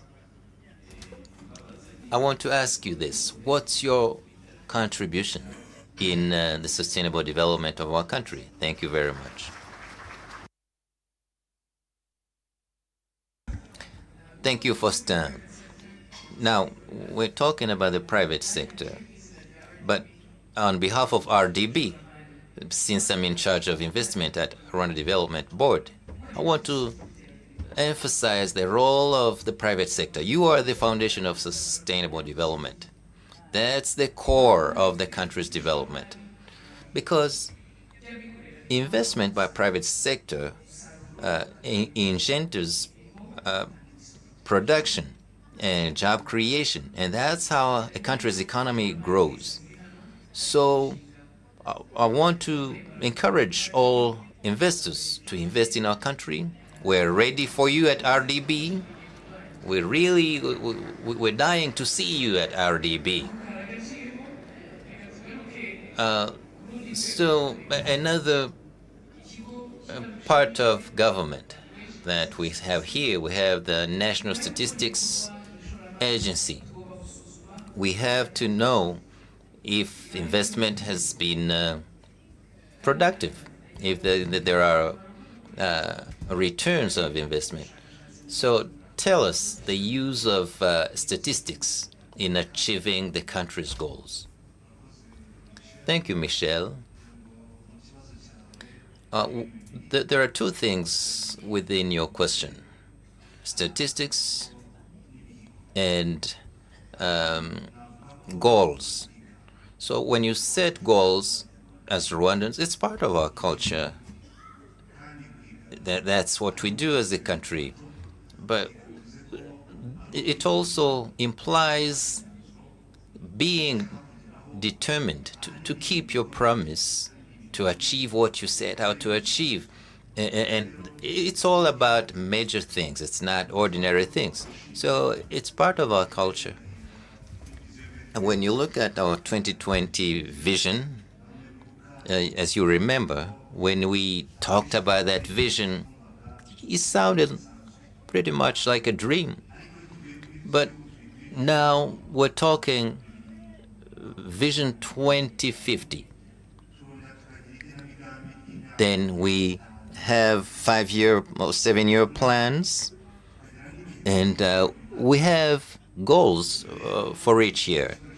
And as a statistics agency, our job is to help the country know the prevailing situation when we set our goals.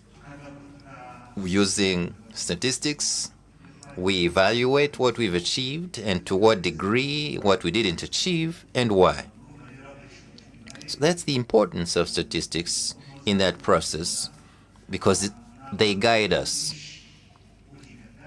So setting goals has been very beneficial to all of us. People have shared examples. I will reiterate two. With the health sector, for instance, one important thing that was done in the year 2000, that is 25 years ago, if you look at the mothers who gave birth in hospitals, well, try to remember the rate. That was 27% only. So out of 10 babies who were born in Rwanda back then, about only 3 were born in a hospital setting. Health insurance back then, it was about 8%. So it means Rwandans who had access to health insurance, only 8%. And after that, you see what setting goals means. So you are measuring, and then you're setting goals to do better. So, with healthcare, then you say, I'm going to have more Rwandans are going to have more access to healthcare, hospitals closer to the people. And then this health insurance as well. You say more Rwandans should have access to health insurance. And you do that in increments. And then as the years went by, and then mothers who give birth in hospital setting, we're at 98% today. You see, this is very tangible. And health insurance, it's more than 90%. And this only within 25%. 25 years ago, people used to think that it was very hard to do that leap, to make that leap. So this proves that we can even achieve more than that. Now, look at the shelter sector. We had a lot of problems 25 years ago. If you looked at people's shelter,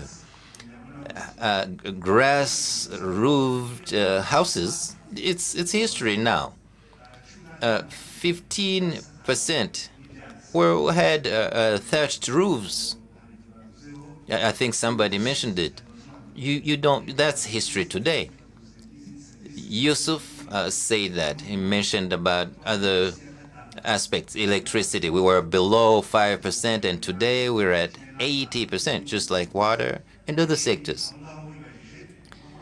Now, if you think about that, you see there are people who were there 25 years ago. Those who set the goals to change things 25 years ago, really applaud them. So that's the importance of having statistics and setting goals and evaluating. So we've learned 2 major lessons with regards to setting goals. First, so now we know that we can do it as Rwandans in different areas. Now they understand that they can do this. So once you set out to do something, you work hard at it, you can do it. And the other thing is that thanks to partnership between government and private sector and other partners, it's possible. And if you look at where we want to be 25 years from now with the 2050 vision, there are things we can improve, of course. The Statistics Agency evaluates the goals annually. We evaluate different government agencies, including ministries and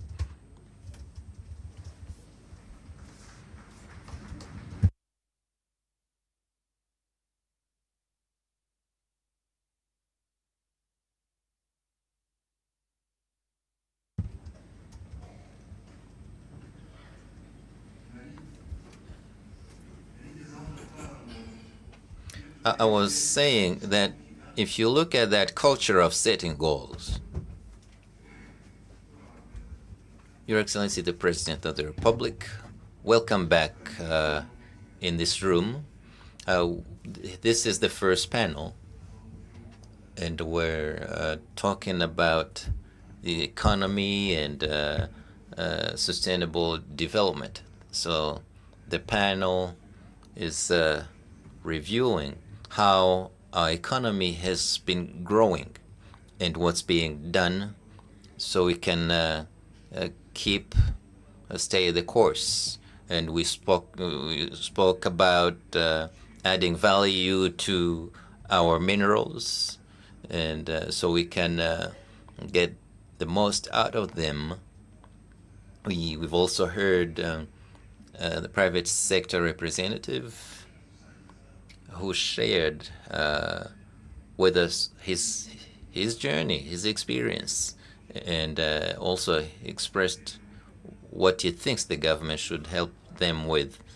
And now we're talking about the importance of statistics in evaluating the progress of our economy.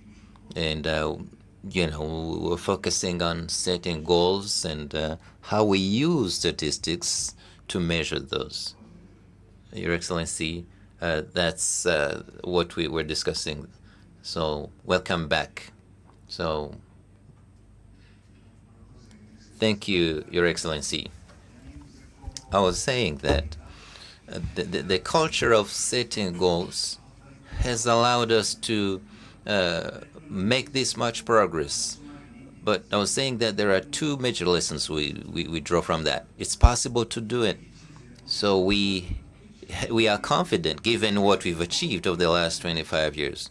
Second, collaboration between the government and private sector is key here, because when we analyze the information we have in our agency, we evaluate the goals within government agencies and districts, and we see areas where we can improve because we know where we want to be 25 years from now. So there are three major things we need to keep in mind. Like you said earlier, the goals related to intangible issues we need to solve. I'll give two examples.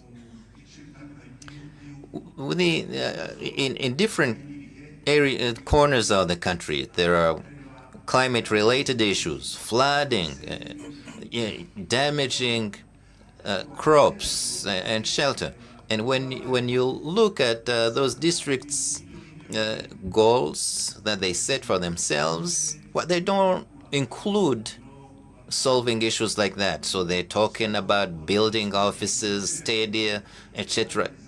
It's good, but we need to look back and say, if District A is faced with poverty or climate-related issues, well, it needs to be reflected in the goals they set for themselves, maybe for 5 years, and then say, here is what we will do this year. Another example, in cities, for instance, because there are many people who come from countrysides coming to the city. So shelter is going to be a critical issue. So we need to reevaluate the goals we set for ourselves. Another area where we should improve is partnership between the government and the private sector. Job creation, for instance, we've seen that unemployment is still a problem, even though it's decreasing. Now, annually, 26,000 people join the job market. So 26,000 people that need jobs every year. Now we have a program.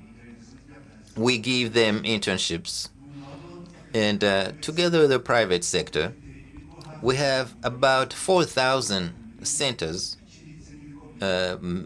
middle and big centers.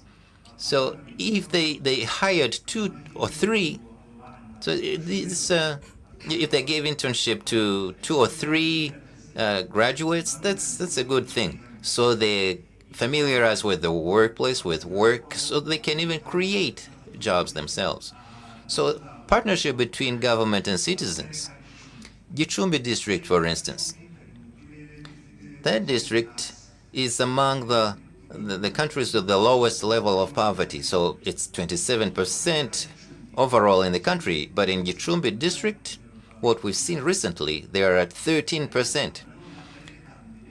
Still, it's the first district where you see the most stunting.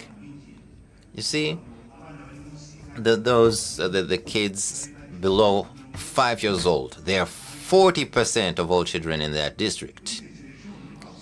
If you look at this, if you analyze this situation, it's not about poverty really, because that district has the most milk production. They also have small animals. They grow small animals, chickens, and all. So the issue is, it's an issue of mindsets. A parent wakes up and feeds their children. They just give them potato, no eggs. They sell all the eggs and all the milk. So we need to work with the citizens to reduce stunting. It's part of government's goal, but together we can improve the situation. That's just one example. So we need collaboration between the citizens of the government and private sector. As I conclude, Your Excellency, when you look at the statistics we have, we are convinced that evaluation is important, and when we thank you for valuing what we do and also continuing to increase our capacity within the government and the private sector. We need to do more to know where we're headed and in terms of goals. Because the goals we set for ourselves is very important. Each one of us should think 25 years from now with this 2050 vision. We should have an idea where we need to do and what it asks of us. Thank you, Ivan. We understand the statistics. It paints a picture, the current picture with regards to the goals we set for ourselves. And setting goals is very important because we get to know where we're at vis-a-vis the country's goals. And as we're nearing the end of the panel, I'll ask Minister Yusuf. His Excellency reminds us that we still have a long way to go. Go far and fast. He also reminds us that public-private partnership is crucial. So what do we do this faster? How do we do that? Thank you, Michelle, and thank you very much, Your Excellency. As we've seen here, there are many things that we do right, and we see the results. But if you take a closer look, there are many other things we don't do well. I will say 4 things here that we don't do well, because otherwise we would move faster in developing our country. The President has emphasized this aspect now. Collaboration. I don't have much to add, given what he's mentioned. But because of the weight of what it means, collaboration, especially at the government level, lack of that results in many projects not attaining its goals, its results, not coordinating our action, not cooperating with the private sector leads to loss. So what I can say about collaboration, Mr. President, at the Ministry of Finance, we're in charge of that because it's about planning and the implementation of projects. We promise you that we're going to do much better. We're going to change this. Second, this is about a job well done. And this requires a lot of work. We need to work hard at government level and private sector.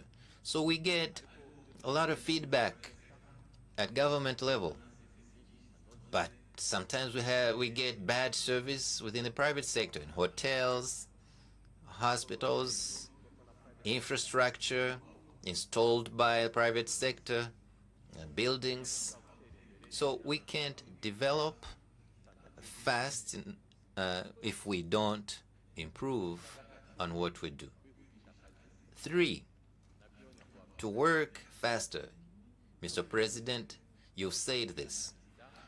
Things take too long. A lot of money is spent at the government level,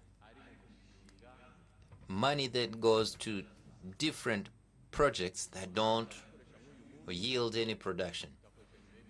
So the money that is disbursed is used 5 years later, and it's been devalued, and people don't get jobs, and the service we should have had access to thanks to those projects are not there. And lastly, using the opportunities given by the government. So we want the private sector to grab those opportunities. There are opportunities in tourism development because most people visit Rwanda and they're happy with the hospitality that we give them. But the feedback that we get from them, they say there's not much else to do, or there's nothing really to buy. So the government gives us opportunities. There are opportunities in the tourism industry, but the private sector need to take advantage of that. The government attracts many conferences attended by many people, and we need to capitalize on that. Yes, they come to conferences, then we should have many products they could buy. We don't have those as of now. And lastly, it's that the government has invested a lot in finding markets, foreign markets for products that are made in Rwanda, and we have agreements. So they open their markets to our products, and they want avocado, they want coffee, tea, and many more products, including clothing. The major problem we have is that we don't have enough production to export to those markets. But sometimes there's also a problem with the quality of those products. So if we focused on those points, we could develop our country much faster. Thank you. Thank you, Minister Yusuf. And we are now at the end of this panel discussion, which discussed sustainable development, and particularly sustainable development through public-private partnerships. It was said that it is important to take advantage of all the opportunities offered by the government. Your Excellency, distinguished guests, Rwandans here and abroad, thank you very much. Madam Master of Ceremony, I give you the floor. Yes, thank you very much. We've had a chance to discuss, and will now invite the representatives of the various districts and see if there's any questions from the social media. I don't mean to interrupt you, but let me first ask a question.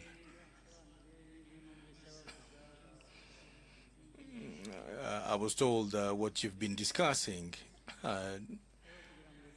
in this panel, and I understand these challenges that you've discussed, and it is clear that people do offer various suggestions ideas, but at the end of the day, we find ourselves remaining static and realize we haven't really moved forward. And Minister Yusuf and other panelists did provide clear explanations as to certain things, and Mr. Yusuf spoke of Gichumbi, and over there we have everything that is needed.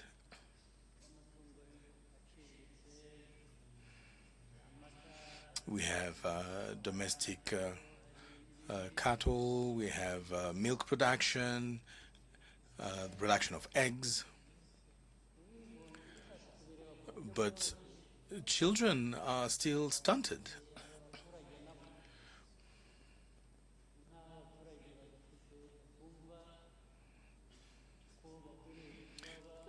What does this mean? It means that the members of the population in that region do not understand they can actually sell part of their production and invest in their children's education.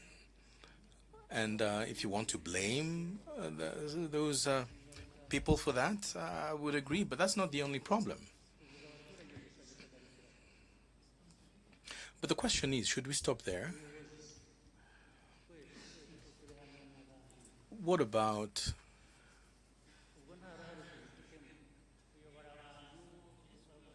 the local leaders?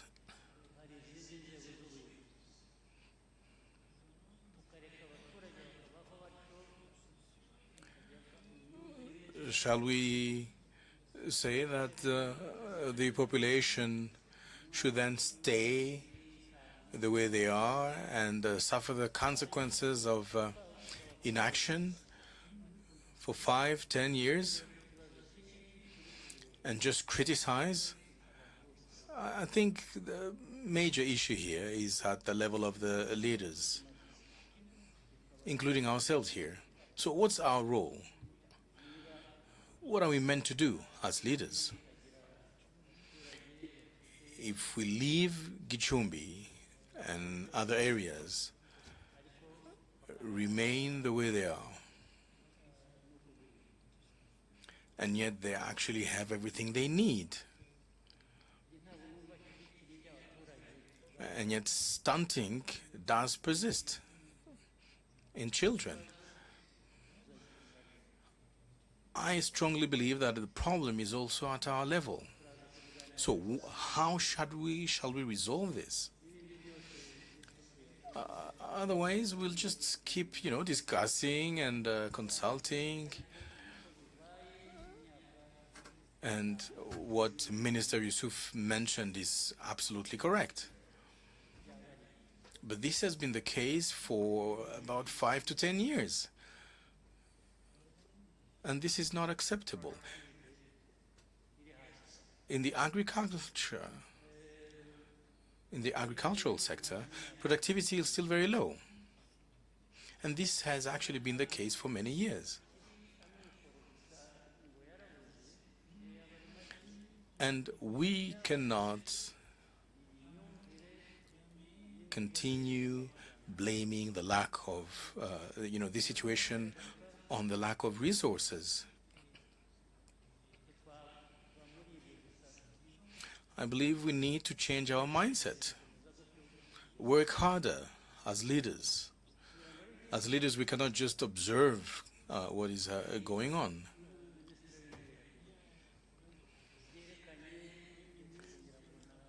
And the Prime Minister did share with us some statistics. I believe the Minister of Finance did also show that economic growth is there. And this year, our growth rate is of about 7.5%.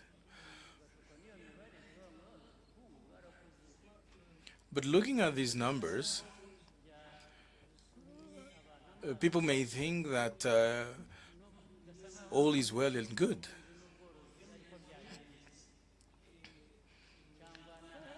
And then we get blindsided by that. And we then believe that this growth applies to all sectors. There's opportunities for export, export of products grown in Rwanda. There's other products we're not able to export, and this is a problem.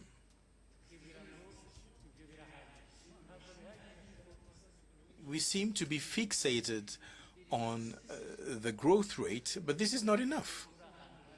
Because when you go into the nitty-gritty of things,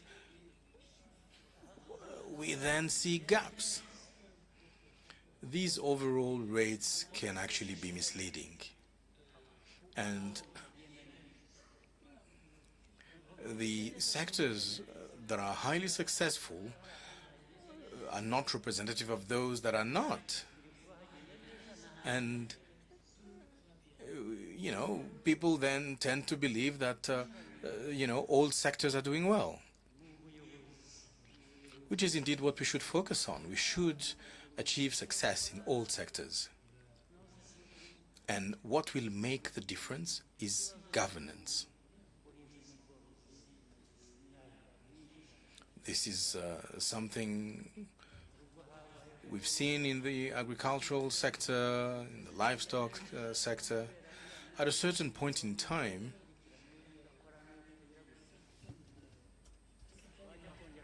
we had achieved a certain pace.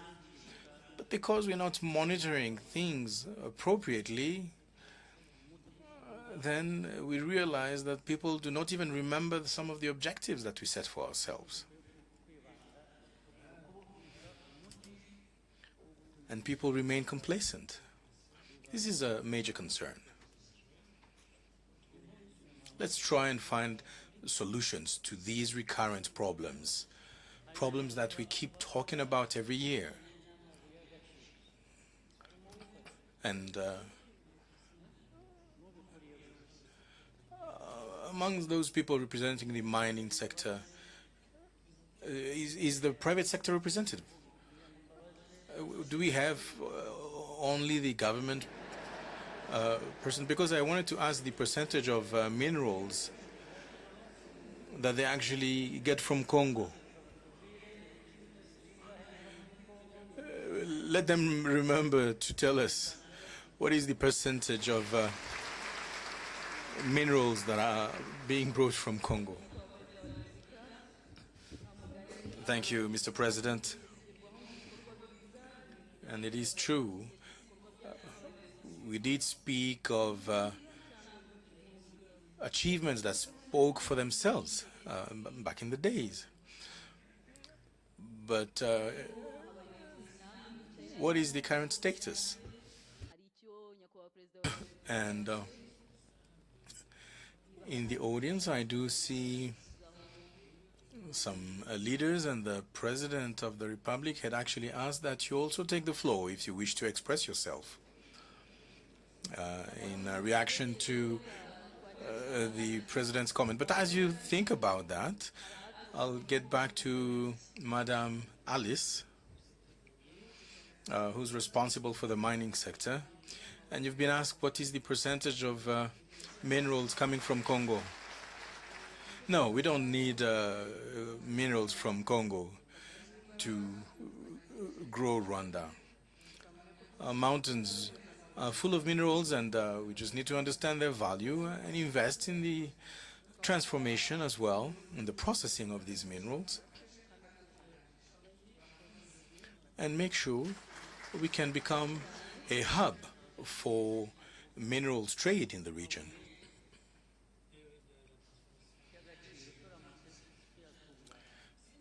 And a hub for minerals processing.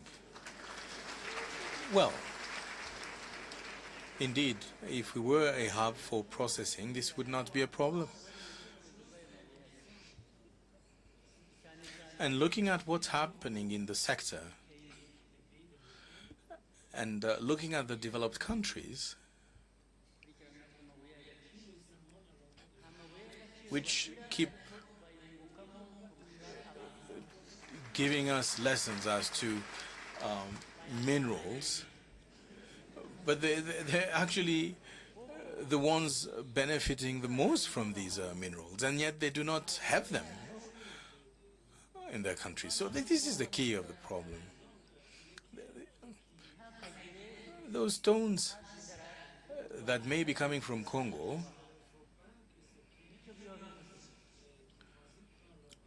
should not stay here, and they do not. They go to you. And through this value chain, why can't others also, profit from that? What is the law that says that things that actually go through Rwanda in transit should not benefit Rwanda either? We are not neighbors with the entire borders of Congo. You have the equator, you have Katanga, you have other borders. What gets out of Congo does not all go through Rwanda. So let's not even talk about minerals. We have people that actually come through here, going to other destinations. People that transit through Rwanda. So should we actually stop Congolese from coming to Rwanda if they want to go to London, to Washington, D.C., or to Dubai? Should we stop them from that? So let us stop this nonsense.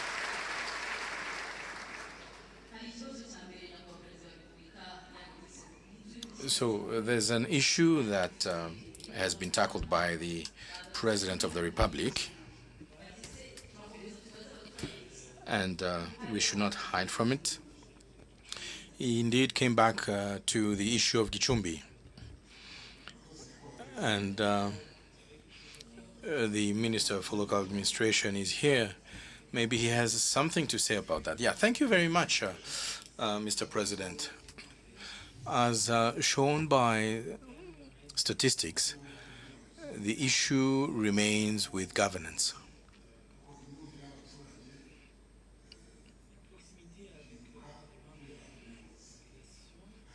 And proximity to the people does help change behaviors, and we have examples all over the country.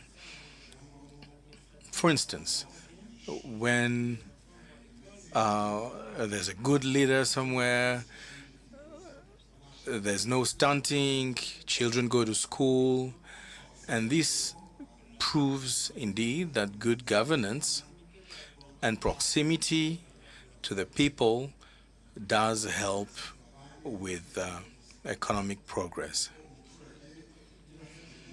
And therefore, the local administration should be close to the people and make sure that if some of the mindsets should change, that they indeed help them do that.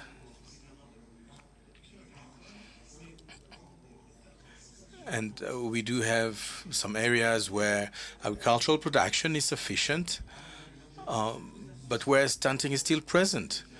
However, we must and do commit to making sure that those families that are affected are known, and that we deal with those families, that we help those families. We have a system that helps us gather information from those households.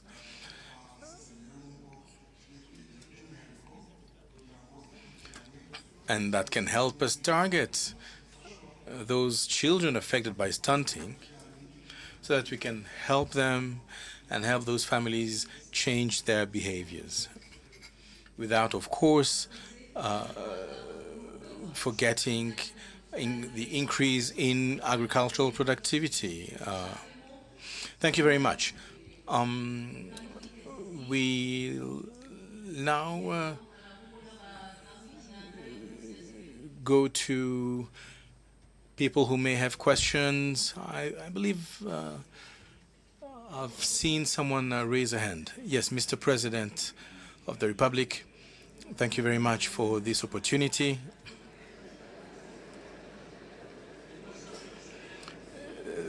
Please,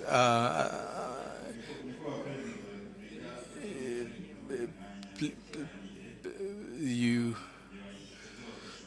must express yourself properly in Kinyarwanda. Yes, thank you very much, Your Excellency. My name is Trésor Gashonga. I'm an entrepreneur. My company is called Inshuti Fruit Limited. And we're engaged in chilies processing, and we work with more than 100 farmers. We sell our products here in Rwanda, and we export some of it as well.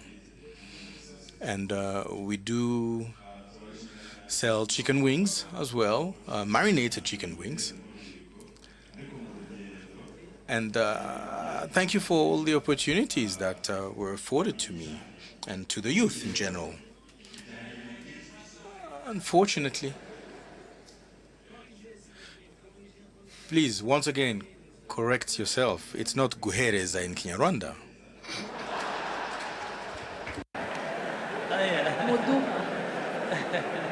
turabashimiye cyane kubw'amahirwe atandukanye muduha.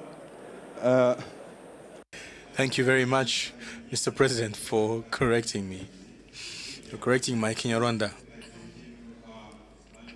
So, on our path, we are faced with a number of challenges, including access to finance. And as youth, when you try to get access to lending, banks will ask for collateral. Collateral which is almost always impossible to get as a young man, as a young woman. And even when we do get access to some of the loans,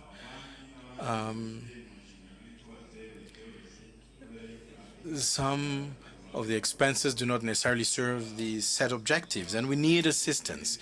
We need support, Mr. President, when it comes to access to loans and management of those loans. My company employs 25 people, and we work with more than 100 farmers. So my question is, how could we get access to finance? Because in 3 years, if we could work with, if we manage to work with 100 farmers, we could probably work with 1,000 farmers if we had access to finance. Besides that, Mr. President, we do have an issue with packaging food products. We've been told that we had to use green packaging, and unfortunately they do not exist in Rwanda, and when we try to import them, they're actually highly costly. And this presents a major obstacle. Thank you. Thank you very much.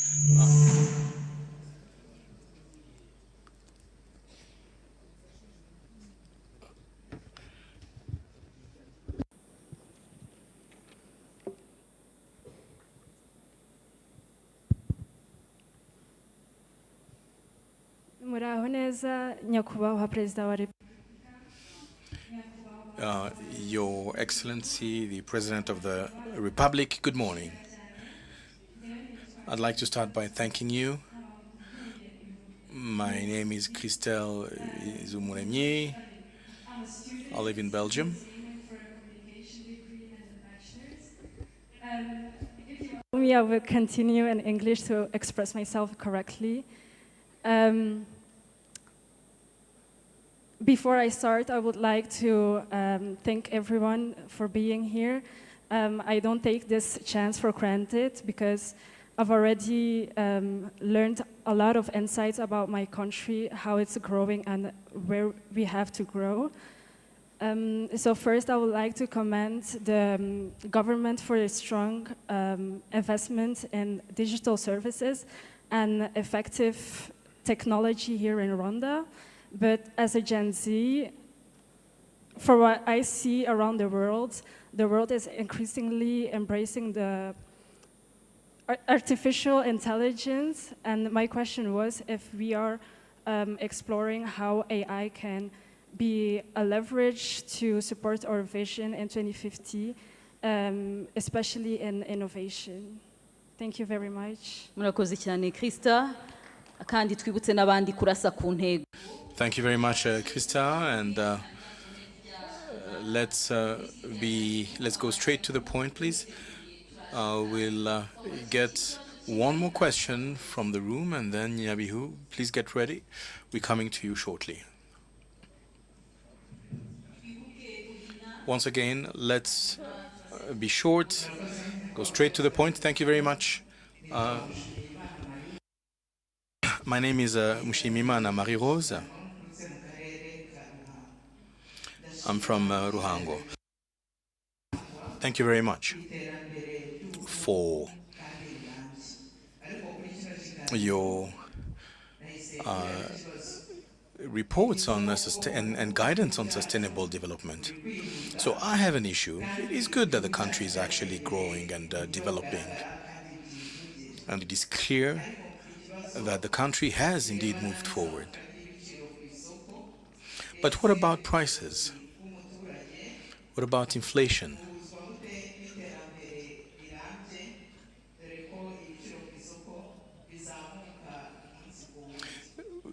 Today, prices keep rising, and it's becoming increasingly difficult for the small people to, for the ordinary citizen to deal with it. Thank you very much.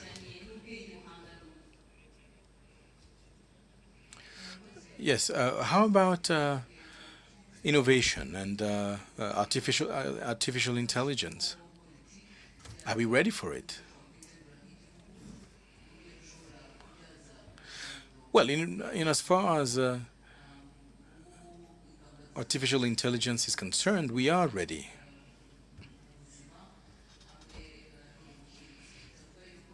As for education, training, agriculture, and other sectors, they will follow.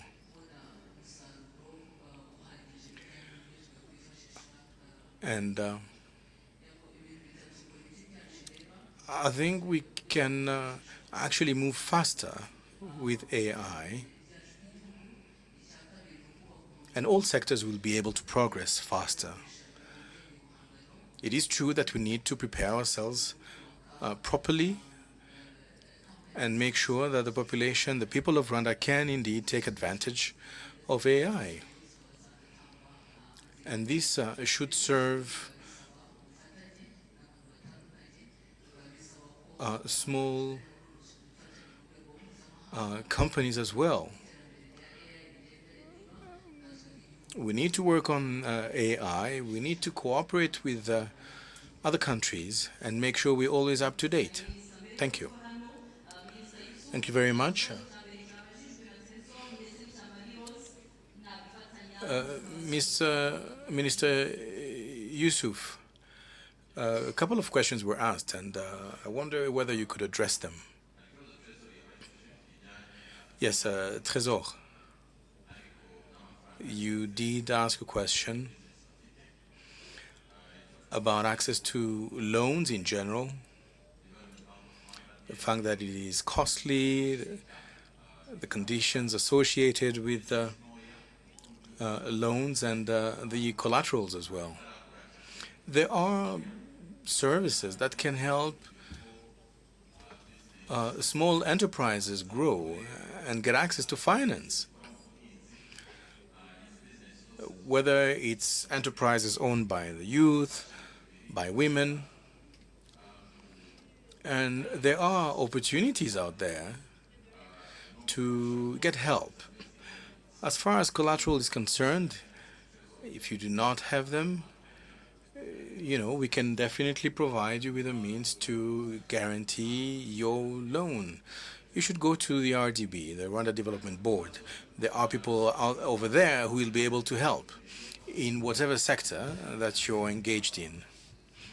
Now, regarding the high costs of food products in general, and it is true that those food products cost a lot. This has been said by the Minister of Agriculture. The main solution is production. This has been tackled by the Minister of Agriculture, but there's also the demographic pressure, the youth bulge, which does not go at the same pace as the economic growth. Thank you. Nyabihu, hello. Over to you. Thank you, Your Excellency, the President of the Republic. My name is Mukasine Eliada from Nyabihu District. Your Excellency, I'm delighted to have this opportunity to share with you my feelings given what you've told us today. Nyabihu citizens, we've made tremendous progress. Today, we can speak English here in Nyabihu.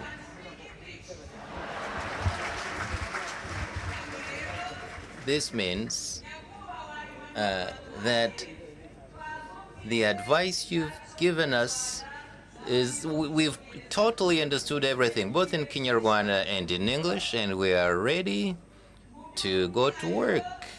And we're going to apply what you're telling us to be self-reliant so we can develop faster and as a united people. And I thank you for the program you've started to send young children to early childhood centers and the school feeding program too. And this helps fight stunting among our children. And it prevents school dropouts. And we, the parent, get more time to conduct other development activities. So, Your Excellency, I thank you for Bigogwe Hospital that was built because we only had a district hospital in Hira sector. So this Bigogwe Hospital caters for a large number of the population. Now it's being overwhelmed. Moreover, Bigogwe Hospital buildings are very old. This hospital needs expansion and renovation, and it needs more capacity so the citizen can have access to the services he's entitled to, no matter how good, the quality of the services. But we want more services. Thank you very much. Try to be quick. Thank you very much, Mr. President. My name is Udusabe Bernard. I'm from Nyabihu District. There's a lot to be thankful for, Your Excellency, but let me reiterate what you did for us, SACCO Savings Cooperative. And we really applaud the automation that is built in those sectors. And a Rwandan can withdraw their money in any sector, not just the sector where they live. So we thank you for that, Mr. President. Here is a request, though. I know that you're very serious on development. And as you've introduced this automation, Well, there should be automation on the national level. So every SACCO member can go from Nyabihu to Nyagatare to Rusizi without having to carry money in their bag. So they can have access to financial services in any district. Thank you, Mr. President. Thank you, Bernard. Your request is understood. And before we come back to the room for the Minister of Health to answer Eliada's question, let's go to Gakenye. Hello, go ahead. Thank you, Mr. President. My name is Nize Salomon, a resident of the Kagano Modern Village in Muzo sector in Gakenye district. So I take the floor to thank you, Your Excellency, and that's why I request everyone here to help me clap for you.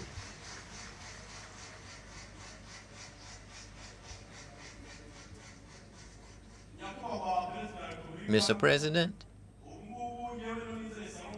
me, Dionysee Salomon, I'm overjoyed because if you look at where I used to live in a danger zone, and today I was settled in this modern village together with 124 families. See, words fail me. Rwanda keeps being sweeter and sweeter to me. So I've never seen this before. The last 39 years I was living a miserable life, but today I'm overjoyed. I live in this modern village because I had been left on a village it was not it was a danger zone, really. It was not the right place to live, to have a house. And I thank you, Mr. President, because you keep the citizens on your mind. And there's a marketplace being built near where we have this new modern village. And soon I will be a welder in that market. Your Excellency, I wouldn't say much because I would take a month or a full year because I've lived a bad life over the last 39 years. But I pray to God that He keeps you healthy so you can keep leading Rwanda and Rwandans. Thank you. God bless you. We'll take one more person from Gakenye, then we'll come back to the room.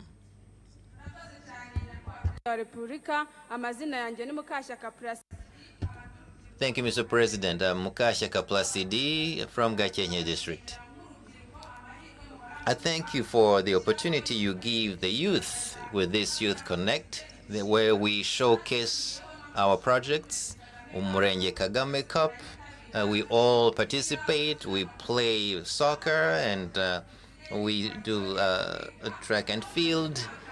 And I always come first on the national level in this track and field. Look at all these medals that I always get, the prizes I win, I receive. So this allowed me to develop. I have my own business. I'm no longer unemployed. We have a women's team in Gakenye district, and I'm one of the best players in my team. So, Mr. President, we want more sports infrastructure so we can improve our talent, because sports is life. Our district is a hilly area. We have Kabuye Mountain, a beautiful mountain visited by many people, including Rwandans and foreigners. But, Mr. President, we want investors to invest in our district on that mountain so more tourists can visit and have a place to rest, have good food, restaurants, and Gakenye residents will be employed, especially youth. Thank you very much. Thank you. So, on 14th July 2024, you promised that you'd be back here to share sorghum beer with us. So we're ready. Volunteers are ready. And we've been fighting drugs as well, Mr. President. Thank you very much. Thank you. Thank you. So your invitation has been received, I guess. So let's come back to Kigali Convention Center. There was a question about minerals, and the president said, well, do we have any private person involved in the mining sector, apart from the leaders who are here? Go ahead, Malik.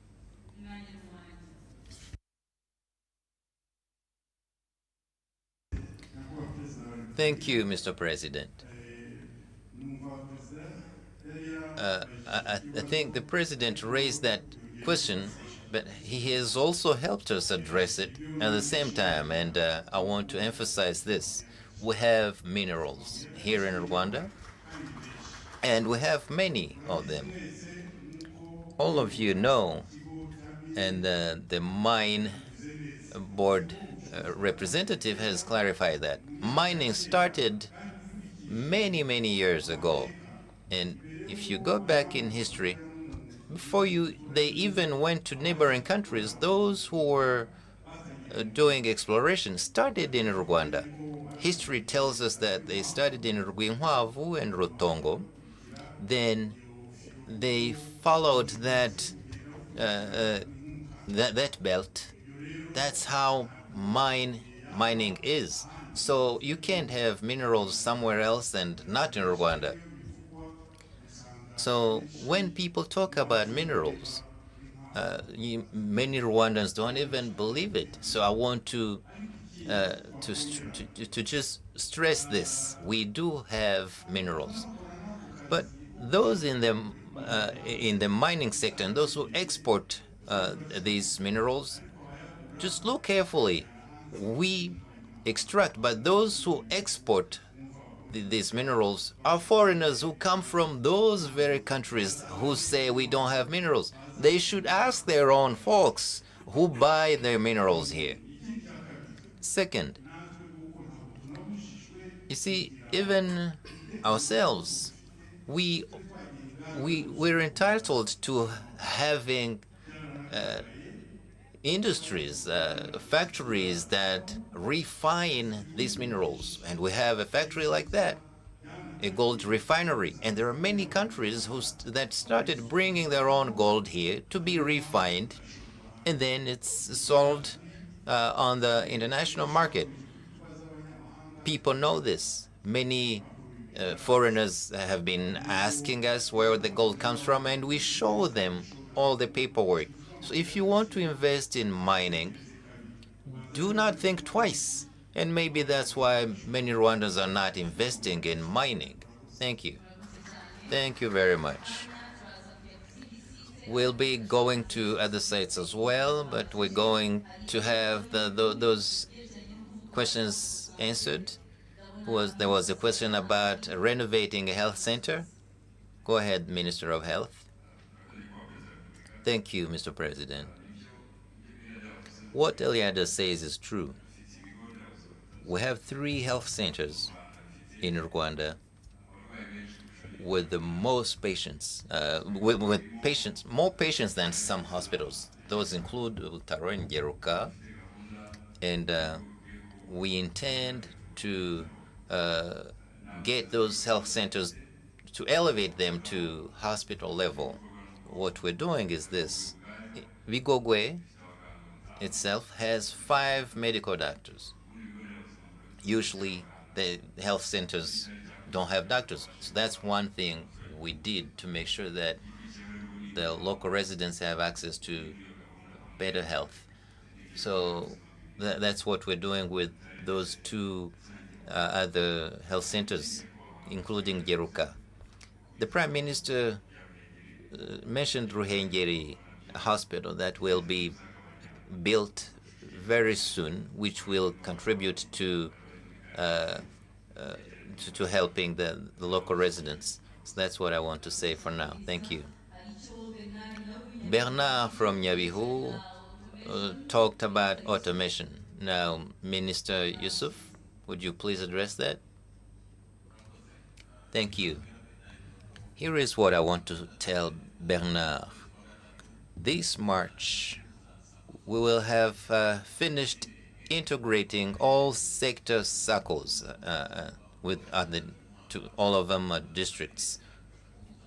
And by the end of the year, we will have integrated all circles from all districts. That's the plan we have, and we're confident it will go down well. Plus CD, the soccer player in Gakenye, I saw representatives from the Ministry of Sports. So sports infrastructure in Gakenye, please. What would you tell her? Thank you, Mr. President. We thank Plus CD, and we want to encourage her to keep playing, and we applaud her as a woman player. So there's a lot in stock for Gakenye district. We're going to have to do more for Gakenye. We have Isonga training camps. We collaborating with Saint Jerome school with handball and basketball. Those are the sports that are popular in that school. That's the determining factor when we intervene. But there will be more infrastructure, sports infrastructure, so that even investment in that region can also be done in the sports sector, but other sectors of life as well. Thank you. Thank you very much. Now we're going to Ngoma site. Ngoma, please, are you good? Are you ready? Now, when we leave Ngoma, we will go to Gisagara site. Over to you. Thank you, Mr. President. My name is Nyingamihito Francois, a resident of Ngoma district. I'm a teacher and a farmer. Mr. President, we thank you deeply because we've done a lot for our economy, social well-being, and justice. Our district has 14 sectors, and 6 of those they have lakes. There are beautiful lakes in our district. That's Mugesera and Sake lakes. Mr. President, we have a good production. But our request is this. We want an irrigation project so we can farm and increase our production in all seasons. That's what we want. It will help us, especially the youth, to have development projects that are agriculture-based, and we'll be able to guarantee our food security and sell produce to the local markets. But it's been said agricultural production is small, so we want to increase that. Mr. President, we also want a road between Sake district, Sake sector and Mugesera sector around those lakes, so we can exchange our food production, so we can easily sell our products on the local markets. You've told us that we need to have that culture of self-reliance, and that's how we will achieve that. Thank you, Mr. President. Thank you, Frank. We'll take one more person before we move to Gisagara site. Thank you, Mr. President. My name is Nyutwagira Jean Damascene. I represent the local cattle growers. So I really love cows. It's within my blood too.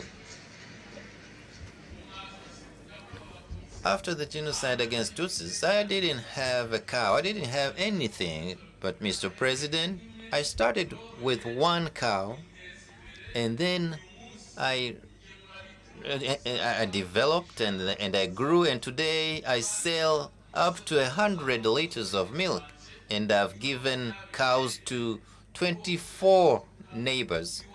That's what I gave them so they can have milk. So we thank you. I'm really overjoyed. I don't know any other country that has ever had a president who loves his citizens like you do. That's for one. I don't know any other country where a citizen goes to sleep and then the next day they call them and say, come and get a cow. Here is the cow that the president has given you through Girinka program. So here is what we want, Mr. President. We're okay with animal husbandry, but this artificial insemination is not really working because we're getting told that azote, this substance, chemical that protects the sperm, is not available. So we're told that there's going to be a factory that will be helping Goma and Kirehe districts. So we're still waiting for that factory. We don't know when it's coming. So we have no clue, so we don't know what to do. Second, we also want, so there are subsidies for agriculture, but we need the same for in the animal husbandry.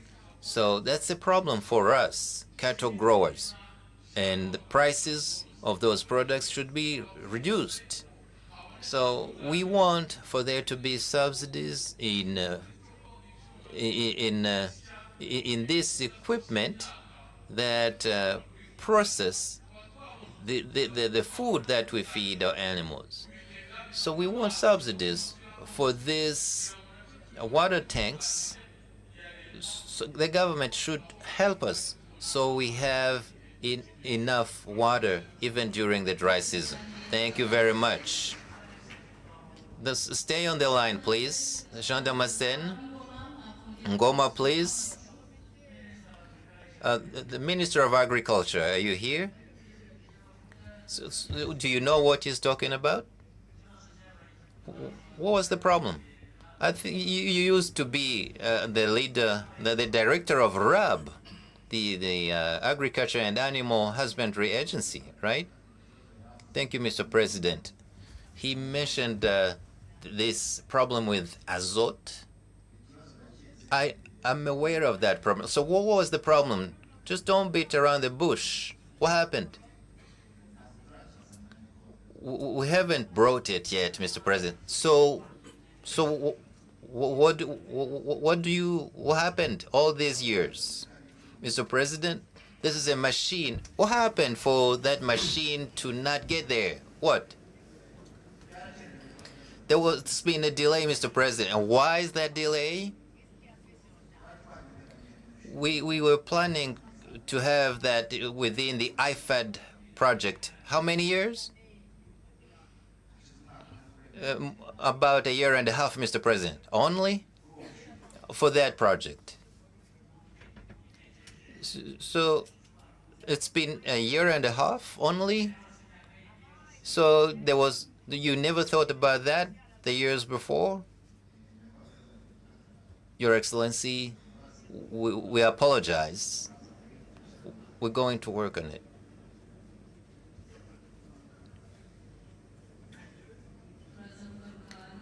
We'll be back to answer other questions, but let's go to Gisagara first. Then we'll answer the questions in a batch. Gisagara people, hello, can you hear us? You ready? The floor is yours. Ndabashimiye nyakubahwa Perezida wa Repubulika. Thank you, Mr. President.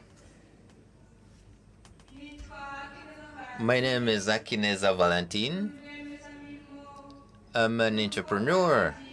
I'm a job I created job, and today, you see, after graduating high school, like I went to vocational training, and I studied the hospitality, food production, food service, and today I have a restaurant in Mamba sector, and I employ 7 people permanent, and I have 10 seasonal staff. Valentine, please.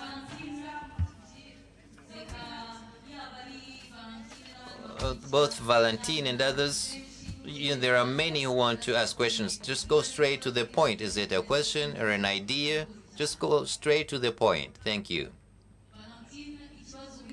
What's the question you want to ask, Valentine?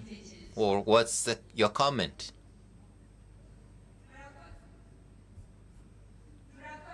Thank you. My name is Zakineza Valentine. Here is what I want to say. We create jobs, we as youth, but in Gisagara district, we have what we call Kuremera program that helps the youth. Our district gives us 300,000 francs, so we can create jobs, so we can be self-employed. So here is my request, Mr. President. Because I've seen the obstacles that we face, Mr. President, I was a beneficiary of that program. So such a program should be extended to all of the youth of the country so they can be self-employed. Even those who say they don't have capital, then they will have capital and create jobs and put an end to unemployment. Thank you, Valentine.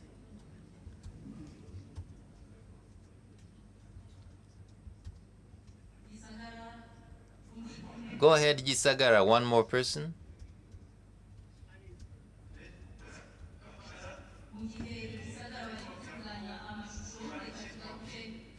So you're going to solve that technical issue, and in the meantime, we'll come back to the room. Frank from Goma spoke about irrigation. We're back to you, Minister of Agriculture. Thank you, Mr. President. We have a project in Ngoma. It's an irrigation project. We want to, like we said, we're going to expand irrigated land. So we're going to focus on all those zones, including Goma. It's within the eastern corridor. So we're going to make a study and help them. Thank you very much. Now, Saiche Mugesera Road, Minister of Infrastructure, please. Thank you, Mr. President. I want to tell Frank that we have a program jointly with districts.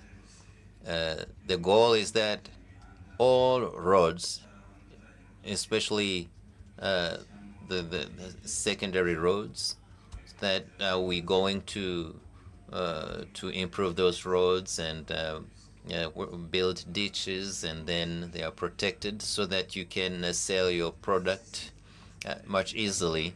So, and we will facilitate tourism. So we will coordinate with the district. Thank you. Thank you very much. Now, let's see what's on the social media. This is a platform for our Rwandans. We want to know if there are any ideas or questions. Would you please put these on the screen? Mukunzi Penina says, wrote on next, he says, we really miss UCI vibes. Dear leaders, what are you planning another show for us? So those show planners, That's the minister, Minister Utumatwishima, literally meaning the one who makes us happy. Wimbabazi says, I thank the president for those green roads so we can exercise, work out, and even young women and men, young men propose on those green roads. Why don't you expand the same initiative, extend it to other places in the country? And Musabga Abdul says, Mr. President, the cleanliness is a good thing. Now, Kigali is clean. We should be clean too. Why shouldn't we clean? Why shouldn't we look smart, smell good? Really? Stop those bad smells on buses. We can't develop, we can't be rich, we can't get to 2050 without being smart. So I guess those who need to be smart and smell good and look good heard that. Now the Ministry of Sports, the Ministry of Infrastructure. So what's in the works? Thank you, Mr. President. Well, indeed, we have a plan to extend the green roads to other places. We started in Nyarutarama and Kimihurura. Now we're going to Rebero and other places. Thank you. Thank you. hari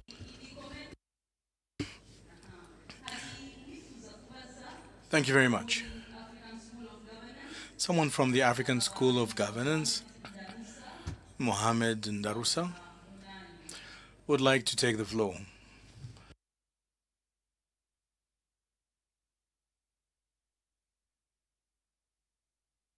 Ladies and gentlemen in the room, my name is Ndanusa Mohammed. I'm from Nigeria. I'm a student at African School of Governance. When the Prime Minister was making a review of economic performance in Rwanda, what struck my mind was three major sectors made major contribution: agriculture, industry, and service sector. Rwanda government has made frantic effort to make Rwanda a knowledge-based economy, particularly by attracting world-class institutions to Rwanda. And I think part of it is what I'm benefiting as a student of ASG. And I think that is really turning around the economy of the country. But what I want to suggest and ask the Honorable Minister for Education, if he's in the House, is English language, even though not the basics, because countries like India, China did not rely on English language to promote their business and economy, but yet English language has been seen as the language of doing business, language of communication, and language of transformation. I could observe that Rwanda still use a lot of Kinyarwanda from all through the tertiary institution, including at the universities level. I want to believe that any student in Rwanda who was privileged to attend school up to, say, senior 3, should be able to communicate in English. So I want to encourage the government of Rwanda that Rwanda is already a model to other African countries. I'm here based on relationship between Nigeria and Rwanda. Nigeria and Rwanda has a good part in supporting Rwanda in terms of education by providing technical services and education to the Rwandan government. And what I observe is to scale up this relationship, Rwanda should deliberately increase the level of use of English in education. Thank you. Thank you very much. The Minister for Education, over to you. Thank you, Mr. President. Kindly allow me to respond in English so that he may understand better. It is true that we need to improve the English proficiency, starting with the educators themselves, and also increasing the use of the language in the schools themselves. So we have actually established a program that's starting this year that's going to train all teachers, all of them, in increasing the English proficiency. we expect to see the English proficiency rise to the level of B2, which is the required level to be able to instruct in that language. So that is a known problem that we are working on, and we hope that this training, which is provided by the government of Rwanda to all teachers in partnership with the World Bank and the MasterCard Foundation, and that's going to raise the level of English, and hopefully in the next couple of years, it will translate to the increase of English competency within our students themselves. So thank you very much. I think the Minister of Education has given a very good answer. I just want to inform you that I think it is generally a language problem. We even have Kinyarwanda proficiency. So even for Kinyarwanda, you might have heard we are struggling here. People say anything they want. So, but we'll go with the Minister of Education and the very good answer he has given.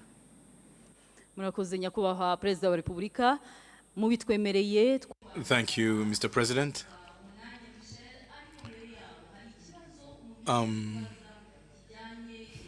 Ko afite uruganda rukora urusenda avuga ikibazo cya packaging. Avec votre permission, nous pouvons nous arrêter ici et donner la parole à...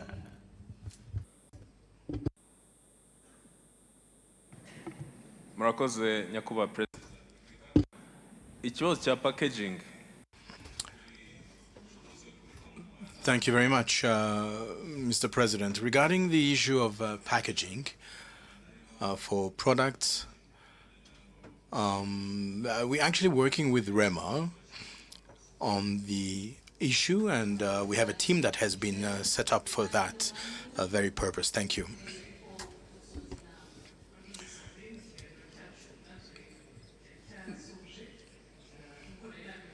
Michelle, you have the floor. Thank you very much. We had actually come to the end of this panel discussion, of which the focus was on sustainable development. And as you all heard, we have lots of young people who own enterprises and need funding or access to finance, and will need to work together to build a country and move towards sustainable development. Thank you very much. And we'll stop here. Your Excellency, the President of the Republic, distinguished guests, ladies and gentlemen. Yes, as has been indicated by the President of the Republic, we must work together. We'll now leave the room, take a break, but let us not forget what has been said, the questions that have been asked. Let us all think of our own situation, asking ourselves whether we contribute ourselves to sustainable development. Thank you very much, and thank you, Mr. President.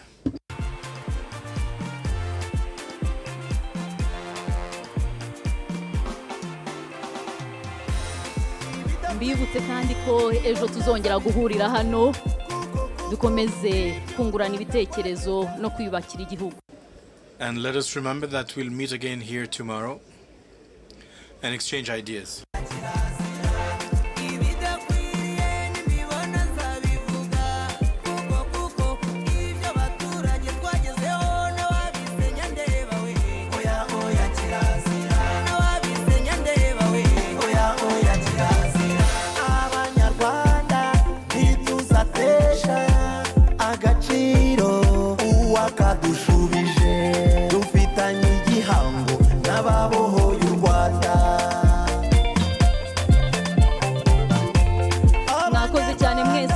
Tuzasubira ku munsi w'ejo, ariko reka mbibutse yuko we thank you all, and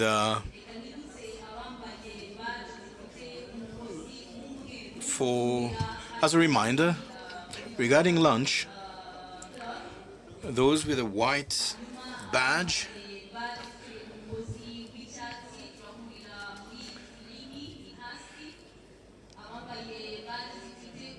and green will be at restaurant Fellini, the light blue at AD10,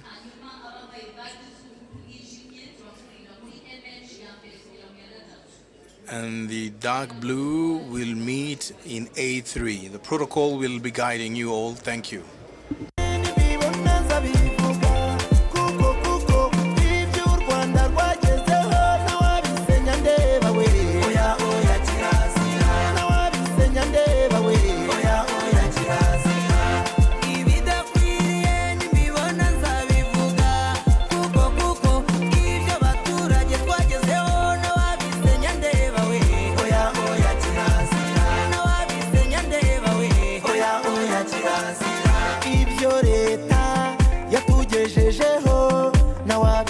Ndeba